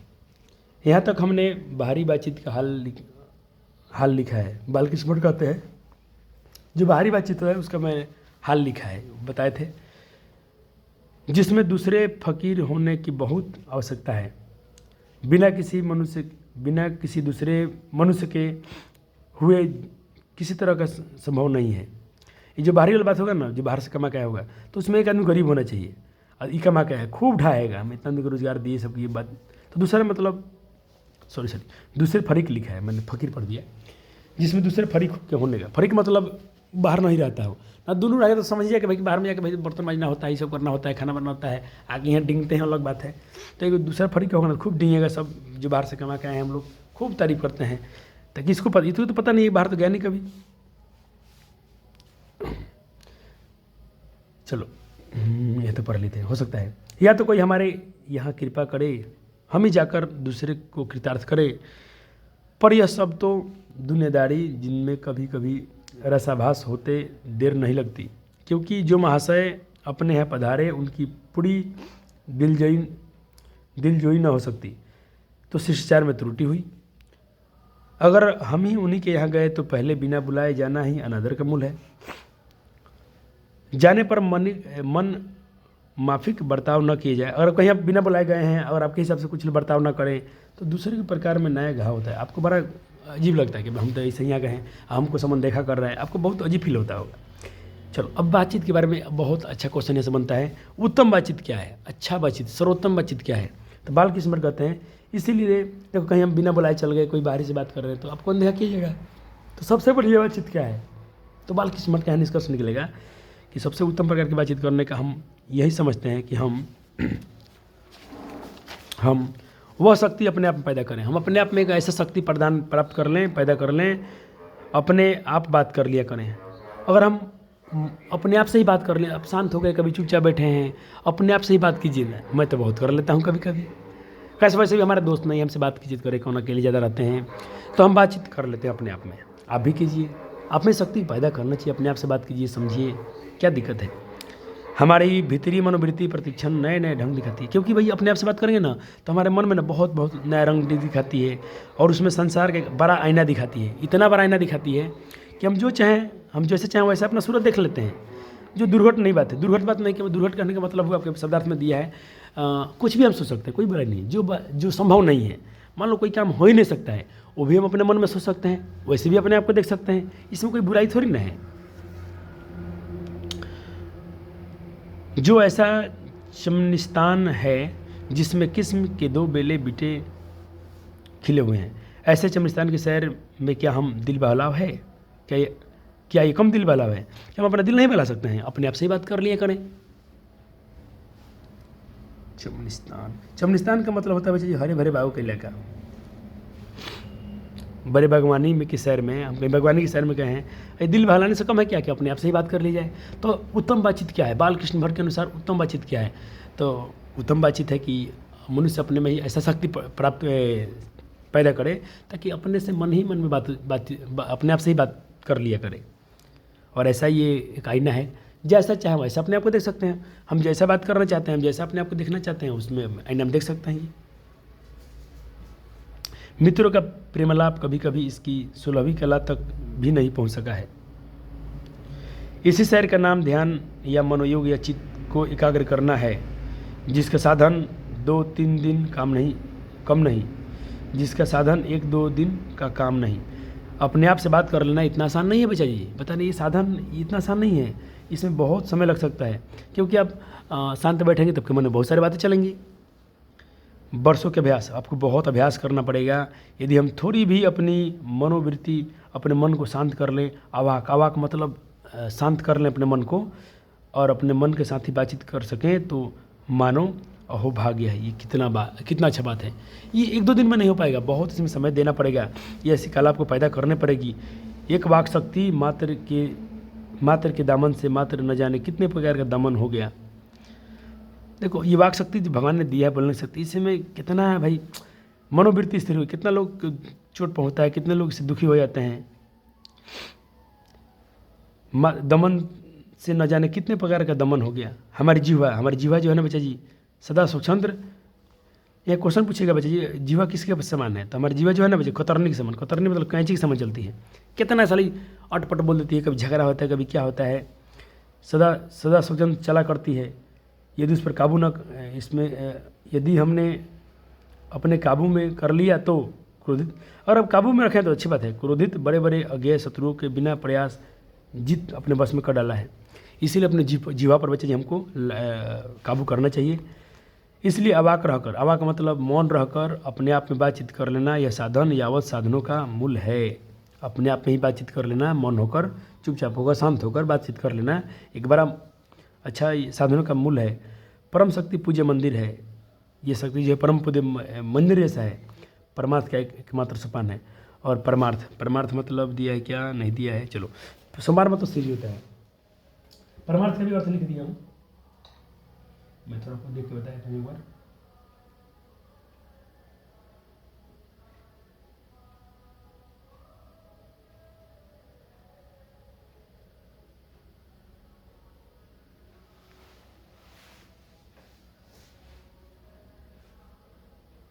परमार्थ मतलब भलाई होता है। परमार्थ मतलब भलाई। तो भलाई की एकमात्र सीढ़ी क्या है बच्चे जी? अवाक होकर, शांत होकर, मन होकर अपने आप में बातचीत करना।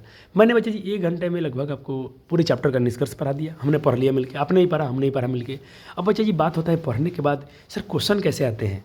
तो सर क्या है, सारा मैं अभ्यास वाला क्वेश्चन कर लूँ तो मैं पूरा बोर्ड में सॉल्व कर सकता हूँ? नहीं। इसमें से इम्पोर्टेंट क्या है, ये वाला बहुत इंपॉर्टेंट है। ये भी बहुत अच्छा बात है, ये भी पूछा गया सवाल है।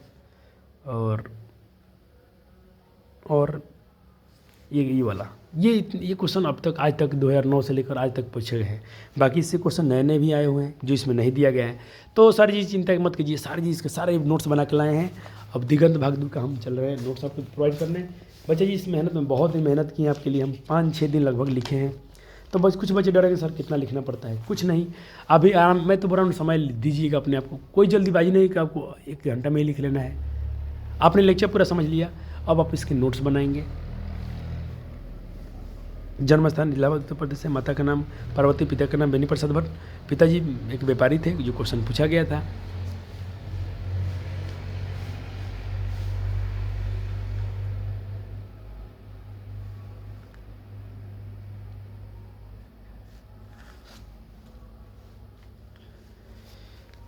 हिंदी प्रदीप क्या है, इनके मासिक पत्र है। ठीक है, चलो हो गया बच्चा जी, आइए।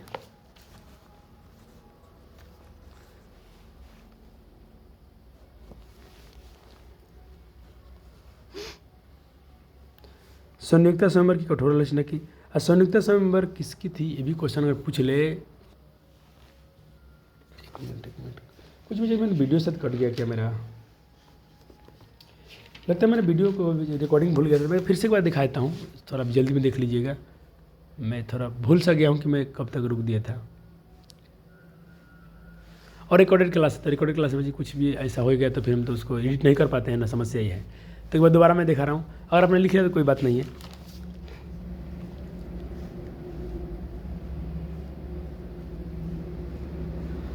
श्रीनिवास का एक संयुक्त स्वयंवर है जिसकी कठोर आलोचना किसने किया था? बालकृष्ण भट्ट ने किया था।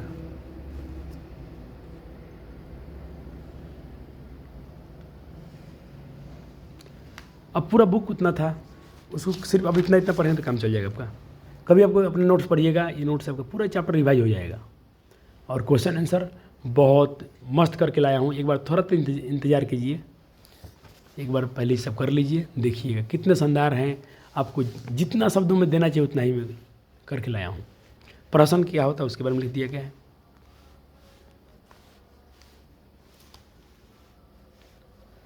बच्चे एक तो मैं बताऊंगा, प्रिय बालक जी, मैं शिक्षक नहीं हूँ, मैं एक विद्यार्थी हूँ। आज भी विद्यार्थी जीवन में रहता हूँ, पढ़ता हूँ, फिर आपको पढ़ाता हूँ। यह निबंध कला लिखें, निबंध ध है, ध निबंध कला, ठीक है। थोड़ा राइटिंग के लिए आप माफ़ी करिएगा, तो थोड़ा अभी बीच में थोड़ा कुछ मेरा मन ऐसा था कि हम बहुत सारे आंदोलन में चल रहे थे, तो मेरे बहुत सारे वर्ड इसमें मिस्टेक लिखाए गए हैं, उसको आप सही कर ली, सही मैं कर दिया हूँ। चलो, अब पूरे चैप्टर में ना बहुत सारे वर्ड यूज हुए थे जो आपको तंग कर रहे थे। वाक शक्ति मतलब बोलने की शक्ति, अविकल मतलब व्यवस्थित, ये बहुत ज़रूरी था आपके लिए। और जो बीच बीच में इम्पोर्टेंट बात है उसको भी इसमें इंक्लूड किया गया है। सामना, देखिए पत्र व्यवहार, पत्र व्यवहार मतलब पत्रों से बातचीत। साक्षात्कार मतलब क्या होता है? आमना सामना। क्या होता है? आमना सामना। और जिसमें सब वर्ड लिखे थे, अब ये सब वर्ड है, जैसे संजीदगी, अपने किताब पढ़ा था उसमें लिखा था संजीदगी। तो संजीदगी का अर्थ क्या होता है? गंभीरता। चित्त मतलब मन, मवाद मतलब चीज़, जो भी आपके अंदर में कुछ मवाद था, धुआं था, निकल जाता है कि नहीं निकल जाता है। लालसा मतलब इच्छा। सर में लिखना, प्यारे जी लिखना आपका हिंदी अच्छा रहेगा, भविष्य में अच्छा। मैं बोलता हूँ आप राइटिंग के तौर पर लिख लीजिए, समझिए कि मैं राइटिंग लिख रहा हूँ। हैंड राइटिंग अच्छा करना है ना, तो इन्हीं से बातों को खूब सुंदर सुंदर वर्ड में लिखिए। देखो 4 से अधिक लोग की बातचीत राम लोगों कहलाती है, ठीक है। अब कभी सिर्फ अपने ही नोट्स को रिवाइज कीजिए ना, पूरे चैप्टर को दिमाग में दौड़ेगा। चलिए अब आते हैं प्रश्न अभ्यास कर लेते हैं चैप्टर के। क्वेश्चन पूछा गया था कि भाई अगर हमें वाक शक्ति न होती तो क्या होता। अब बहुजन तक क्वेश्चन 2019 में 2022 में 2 बार पूछा गया है। तो उत्तर में हम क्या लिखेंगे? हम उत्तर में अपने भाषा में लिख सकते हैं कि भाई अगर हमें वाक शक्ति न होती तो हम नहीं जान पाते कि इस गंगी सृष्टि का क्या हाल होता। सब लोग मानो स्थिर कोने में बैठा दिए गए होते और अपने सुख दुख का अनुभव दूसरी इंद्रियों द्वारा करते। मौन होने के कारण, अवाक होने के कारण, यानी मौन होने के कारण आपस में एक दूसरे से कुछ न कह सुन सकते, कुछ न कह सकते, कोई सुख दुख शेयर नहीं कर सकते। अतः संपूर्ण सृष्टि गूंगी प्रतीत होती। अगला प्रश्न है बच्चे जी आपके सामने, बातचीत के संबंध में बेन जॉनसन और एडिसन के विचार क्या थे। तो बहुत अब जानते हैं कि भाई जॉनसन ने कहा था कि भाई जब तक मनुष्य बोलेगा नहीं उसका साक्षात्कार नहीं होगा, आमना सामना नहीं हो सकता है, उसका हम गुंदों से नहीं पकड़ सकते हैं। एडिसन ने कहा था कि भाई असल बातचीत जो होता है सिर्फ 2 ही लोग के व्यक्ति में हो सकता है। बस हो गया आंसर, प्यारा प्यारा आंसर हो गया आपके लिए। चलिए, आर्ट ऑफ कन्वर्सेशन क्या है 2025, इस साल ही पूछा गया था। 2025 में साइंस से पूछा गया था, इस साल अन्य से पूछा गया था, पहले भी आर्ट्स में। तो ये जो लेक्चर होगा आर्ट्स और कॉमर्स दोनों के लिए, साइंस तीनों के लिए होगा। मैंने इसमें सबके जो भी क्वेश्चन बैंक को देखा है, कॉमर्स साइंस का तो सबको जानते हैं कि एक ही पेपर होता है, आर्ट्स का अलग होता है। तो मैंने इसमें देखो ये क्वेश्चन आर्ट्स में पूछा गया, ये क्वेश्चन साइंस में, अन्य से पूछा गया था आर्ट्स में, आज साइंस से पूछा गया था इस साल की परीक्षा में। मनुष्य की बातचीत का उत्तम तरीका क्या हो सकता है? वही ना, लेखक कहते हैं कि अगर हम क्या हो जाएं, अवाक हो जाएं, अपने मन से ही बात कर लिया करें, अपने आप में ही बात कर लिया करें, है कि नहीं। इसे उन्होंने बोला था उत्तम बातचीत है। अगर आपसे बोलेगा कि भाई बहुत कम शब्दों में लिखिए, तो इसके आंसर आप शॉर्ट में क्या लिख सकते हैं? मनुष्य में कैसे अपना शक्ति पैदा करना चाहिए, अवाक होकर, यानी मन शांत, अवाक होकर, मौन होकर अपने आप से ही बात कर लिया करें। इसे उन्होंने बोला था उत्तम बातचीत। हाँ ये देखिए, सारांश तो भाई 5 नंबर का आएगा।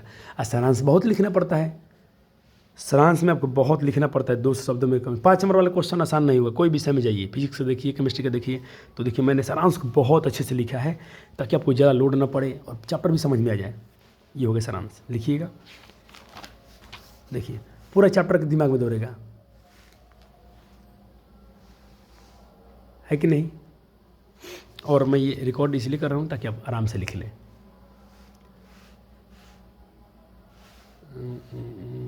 थोड़ा कट रहा है क्या? छोटा छोटा करना चाहिए मुझे। चलो ये रहा सारांश। अब कुछ ये तो बुक से क्वेश्चन हो गए, कुछ आपसे अलग से भी सवाल पूछे गए हैं। जैसे सवाल कहता बातचीत शीर्षक पाठ में 2 बूढ़ियों की बातचीत का प्रकरण क्या था। तो इसका आंसर तो ये नहीं था। यहाँ से थोड़ा मैं बोला थोड़ा कुछ इसमें मीठा, मेरा दिमाग थोड़ा भी बहुत पीछे, अभी एग्ज़ाम जैसे बीता है ना, 10th का 12th का एग्ज़ाम दिलाए थे, बहुत परिश्रम हो गया था। मतलब कभी ठीक से सोए नहीं है लगभग 1 महीना से, तो दिमाग में बहुत सारी बातें चलती रहती हैं, इसलिए बहुत सारे इस लेक्चर में सिर्फ कुछ थोड़ा हमसे बहुत मिस्टेक लिखा रहा था, अब से नहीं होगा। चलिए, तो आप आंसर में क्या लिखेंगे। बातचीत शीर्षक में बालकृष्ण भट्ट के अनुसार 2 बूढ़ियों की बातचीत अपने बहू बेटियों की शिकायत, बहू ये था ना सिकवा गिला, और अपने कोई बिरादरी रहने के बाद कोई ऐसा बात छेड़ बैठेंगी और अपने उसमें खुरादा देख खुरला वाला देख के लड़ने लगेंगी। यही तो भाई ये क्वेश्चन पूछा गया था। क्या आपके बुक में है क्या ये क्वेश्चन? बुक में है क्या? अभ्यास में है क्या? नहीं ना है तो आप सर के लिए छोड़ दीजिए। सारा क्वेश्चन किया हूँ जो भी PY को अब तक पूछा गया है, ये भी क्वेश्चन आपके बुक में नहीं है, अब पूछा गया है। शायद बुक का ही है, बुक का है क्या? बुक का है क्या? देखिए बुक में नहीं है। देखिए, और 2024 में पूछा गया था, पिछले साल, इसके पहले वाले साल पूछा गया है, और बुक में कहाँ दिया है? देखिए कहाँ अभ्यास में क्वेश्चन दिया है? दिया है क्या? नहीं दिया है ना। तो जब तक मनुष्य बोलता नहीं, उसके व्यक्तित्व का कौन सा पक्ष प्रकट नहीं होता है, तो उसका गुण दोष प्रकट नहीं होगा जब तक बोलेगा नहीं। चलिएगा अगला प्रश्न, 2 हमजोली सहेलियों की बातचीत में क्या क्या स्थिति होती है? भाई तो ऐसा रस उभरेगा ना कि मानो समझ, पूछिए मत।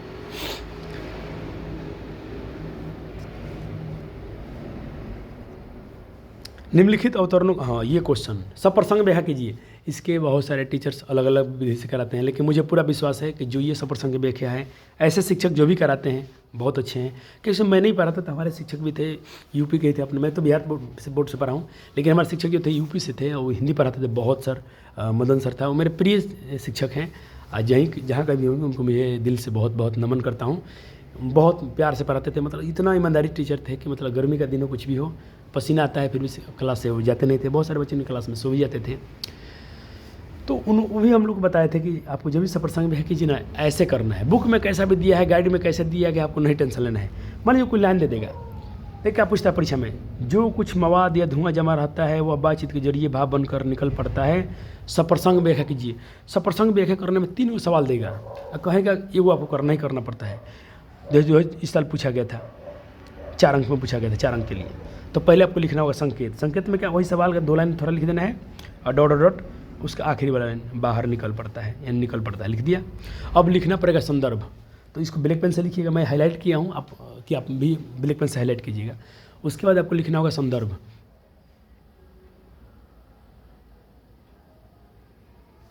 संदर्भ में क्या लिखना है आपको? संदर्भ में ये लाइन कहाँ से लिया गया था, आज आपने पढ़ा, आपको याद था। सारे चैप्टर पढ़ना पड़ेगा बच्चे, आपको लाइन याद होना चाहिए, ये लाइन कहाँ से लिया गया है, इसके लेखक कौन है। तो प्रस्तुत गद्यांश कहानी से ही है, आपको पता है कहानी से पूछा गया है। तो प्रस्तुत गद्यांश हमारी पाठ्य पुस्तक दिगंत भाग 2 के बातचीत अध्याय से लिया गया है, जिसके रचयिता को हाईलाइट नहीं करना था, फिर कर दिया, कोई बात नहीं। जिसका रचयिता बालकृष्ण भट्ट जी हैं। रचयिता मैं क्यों लिख रहा हूँ, क्योंकि हो सकता है कि कोई निबंधकार होते हैं, कोई उपन्यासकार होते हैं, बहुत सारे लेखक अलग अलग होते हैं, तो रचयिता सब में सूट करेगा। अब उसके बाद एक टॉपिक, दूसरा टॉपिक, तीसरा आपको लिखना पड़ेगा। 3 स्टेप, 1 2 3 4 स्टेप में लिखना है। तीसरा स्टेप प्रसंग लिखना है। प्रसंग मतलब जो भी कुछ लिखा गया ना, इसके बारे में जो भी आपको लगता है उसका अर्थ लिख दीजिए।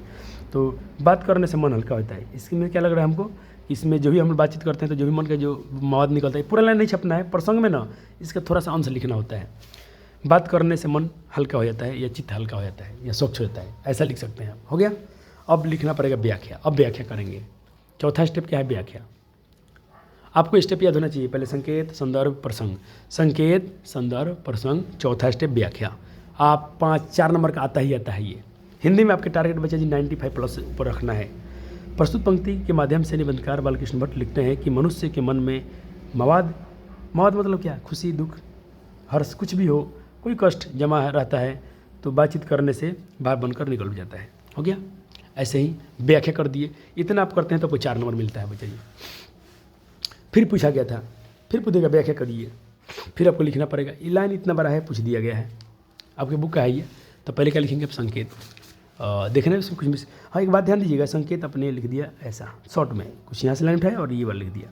संदर्भ मतलब ये लाइन कहाँ से लिया गया है, तो बस याद रखिएगा। यहाँ कुछ नहीं लिखना है आपको, ये लाइन खाली जैसे यहाँ से शुरू किया तो लिखिएगा, ठीक है। इसके नीचे इतना दूर खाली छोड़िएगा, यहाँ कुछ नहीं लिखना है। मैं इसको रुक जाओ, वाइट कर देता हूँ। यहाँ आपको कुछ नहीं लिखना है ताकि आपको संदर्भ एग्जामिनर को दिख जाए।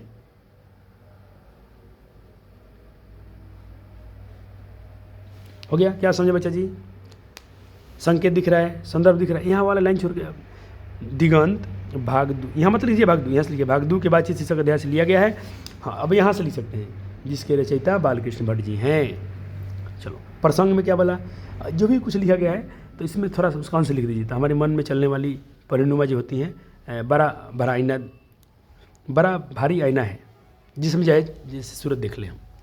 अब व्याख्या, 1 2 3 चौथा पॉइंट, व्याख्या यहाँ से मत लिखिएगा, यहाँ से लिखिएगा। प्रस्तुत पंक्ति के माध्यम से जो भी इसका अर्थ लगता है पढ़ें, उसका अर्थ लिख दीजिए। हो गया। एक बार ठीक से दिखाते हैं, कुछ कट तो न बार बार कट ही रहे, तो जब बड़ा ही हो जाता है कभी छोटा हो जाता है। कुछ देर का व्याख्या कीजिए, ऐसा प्रसंग व्याख्या कीजिए, आपको ऐसा ही करना है। क्लियर है?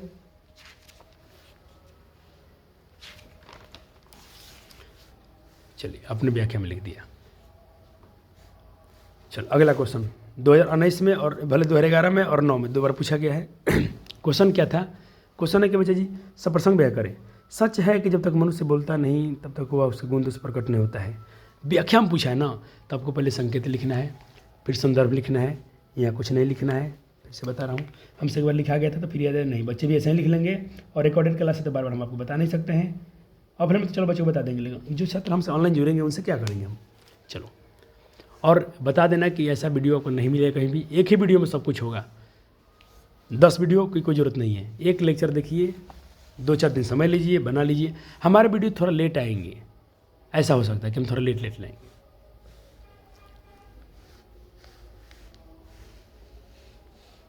हो गया? हमने इतने सारे क्वेश्चन को व्याख्या किया, ये दोनों नहीं से पूछा गया था। अब मैंने बच्चे एक पेज छोड़ दिया हूँ, अब एक पेज छोड़ दीजिएगा। अब चलिए, जो बच्चे बहुत जिसके लिए बिताब होते हैं ऑब्जेक्टिव का, तो इस चैप्टर से बच्चे जी बहुत महत्वपूर्ण ऑब्जेक्टिव जो अब तक पूछे गए हैं उसको मैंने लाया है। और एक बार देख लीजिए, यहाँ से हम वस्तुनिष्ठ सवाल करने वाले हैं, और इन सारे प्रश्नों का अभ्यास आप खुद से कीजिएगा। वैसे आंसर मैंने साइड में लिख दिया होगा, फिर भी बच्चे मेरे खुद से प्रयास करेंगे ताकि वीडियो छोटा बने मेरा।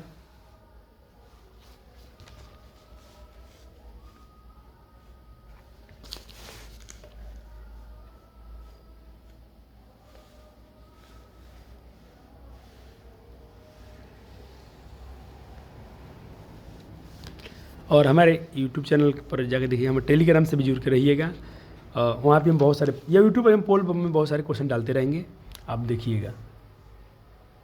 देखिए क्वेश्चन पूछा ना था, हिंदी का एडिशन किस लेखक कहा गया था? बालकृष्ण भट्ट का है। किसने कहा था? तो ये भी याद रखिएगा, ये भी क्वेश्चन पूछता, इसको रामचंद्र शुक्ल ने कहा था, तुलना कर दिया था इनका।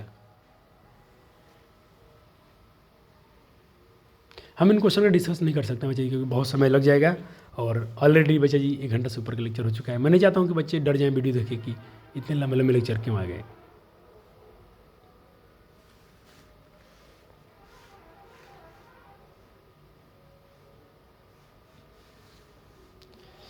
ये क्वेश्चन नहीं है, यहाँ से क्वेश्चन है कि लेखक बालकृष्ण भट्ट के मन में अध्ययन की रुचि किसने जगाया? तो उनकी माँ ने जगाया था। सी, माता ने। क्या थी? तो सुसंस्कृत महिला थी वो।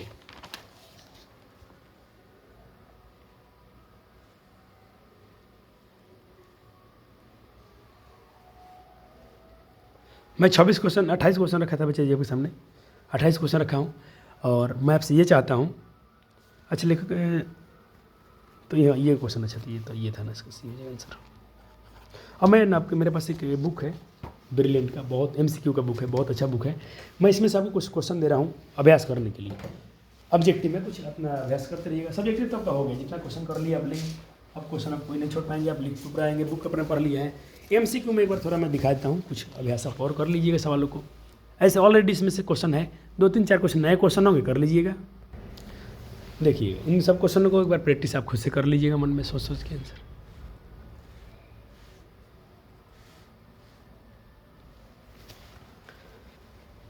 बालकृष्ण भट्ट का निधन कब हो गया था? इनका निधन कब हुआ था बच्चे जी? तो अपन इनका निधन पढ़ा था। सोचिए एक बार, इन सब क्वेश्चन का अभ्यास कर लेना है। निधन इनका 20 जुलाई 1914 में हुआ है, 20 जुलाई 1914 में हुआ है। तो ये 14 में निधन है, देखिएगा मूल निवास कहाँ के हैं ये? तो मूल निवास पढ़ा गया था इनका, ये इलाहाबाद उत्तर प्रदेश के हैं, इलाहाबाद उत्तर प्रदेश के हैं, इलाहाबाद, तो ऑप्शन डी हो जाएगा। बालकृष्ण भट्ट ने मोटा मोटी वही तो भाई 1000 के आसपास, 1000 के आसपास इन्होंने लगभग निबंध लिखे थे। बालकृष्ण भट्ट के प्रहसन का नाम बताइए।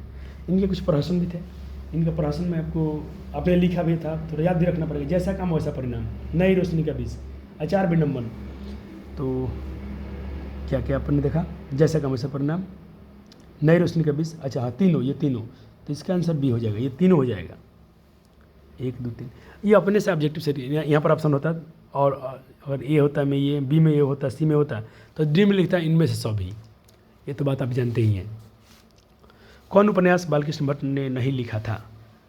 कौन नहीं लिखा था? ये तो उनका है, इन तुम सौ, ये तो उनका है, अजातशत्रु, गुप्त वैरी स्थल, ये तो उनका है, हमारी घड़ी सद्भाव, शायद इसका बी आंसर हो जाएगा। अजातशत्रु उपन्यास इनका नहीं है। हमारी घड़ी सद्भाव, हाँ यही इनका नहीं है, अजातशत्रु इनका उपन्यास नहीं है। वाक शक्ति के अनेक फायदों में कौन दो है? बक बक और भाषण, स्पीच, और ये डी हो जाएगा इसका आंसर। बेन जॉनसन ने क्या कहा था? बोलने से मनुष्य का सत्कार का होता है। हाँ जॉनसन ने ही तो बोला था कि बोलने से ही, इसका ऑप्शन ए सही हो जाएगा। सर इसका सी या डी ऑप्शन कहाँ है? सी या डी यहाँ पर है, यहाँ से सी या डी। एडिसन का मत क्या है? भाई असल बातचीत सिर्फ 2 व्यक्तियों के बीच में हो सकती है। हिंदी प्रदीप के नामक पत्रिका के बालकृष्ण भट्ट ने इलाहाबाद में प्रतिनिधि सभा की कब से किया? ये क्वेश्चन कब से किया? तो ये 1877 में किए थे, 1877 में किए थे। अब डेट तो नहीं दिया इसमें डेट भी दे दी है 1877।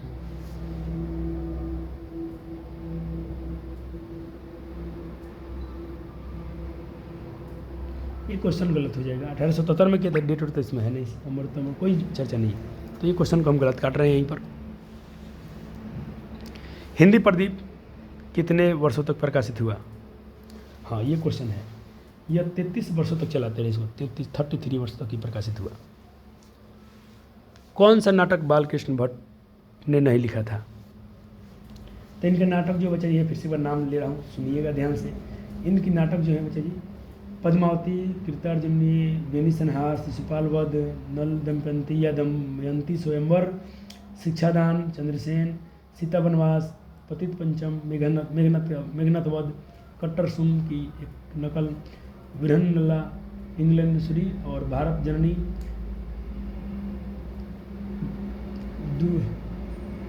दो दूरदेशी, एक रोगी एक वैद्य, रेल का विकट खेल, बाल विवाह। नहीं है आषाढ़ का एक दिन, तो यही नहीं हुआ, आषाढ़ का एक दिन कहा था, उसमें है ही नहीं। ये सब तो है। ऐसा क्वेश्चन 13 वाला क्वेश्चन नहीं पूछता है, ये अभ्यास के लिए बोला हूँ, तो अभ्यास के लिए करना है।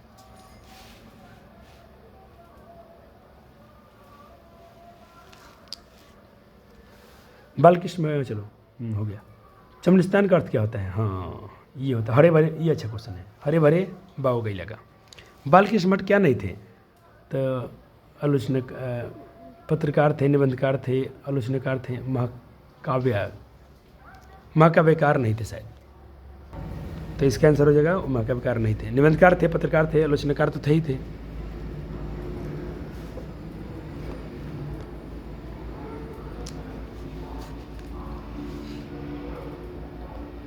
किसने लिखा है कि गद्य लिखना भाषा को सार्वजनिक करने जैसा होता है? गद्य लिखना भाषा को सार्वजनिक करने जैसा होता है। 17 के आंसर सोचिए तो जल्दी से। 17 के आंसर क्या सोचा आपने? चलो सी। बालकृष्ण भट्ट के समय कौन कौन साथी साहित्य थे? भरतेंद्र चंद्र, रणचरी गोस्वामी, प्रताप नारायण मिश्र, प्रेमगन, ये सब हो जाएगा, सब लोग थे। आचार्य शुक्ल ने बालकृष्ण भट्ट की तुलना अंग्रेजी की एडिसन और स्टील से तुलना की थी। बालकृष्ण भट्ट किस काल के थे? आधुनिक काल के। ये क्वेश्चन मैं करा दिया हूँ, ये भी करा दिया हूँ, ये भी करा दिए हैं। बातचीत के माध्यम से बालकृष्ण भट्ट क्या बता देते हैं? हाँ ये भी क्वेश्चन करा दिया हूँ।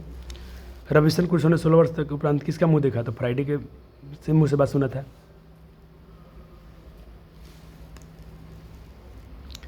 बातचीत शीर्षक के निबंधकार के अनुसार जो कुछ मत जमा होता है भाव बनकर निकल पड़ता है, कैसे? तो बातचीत के जरिए।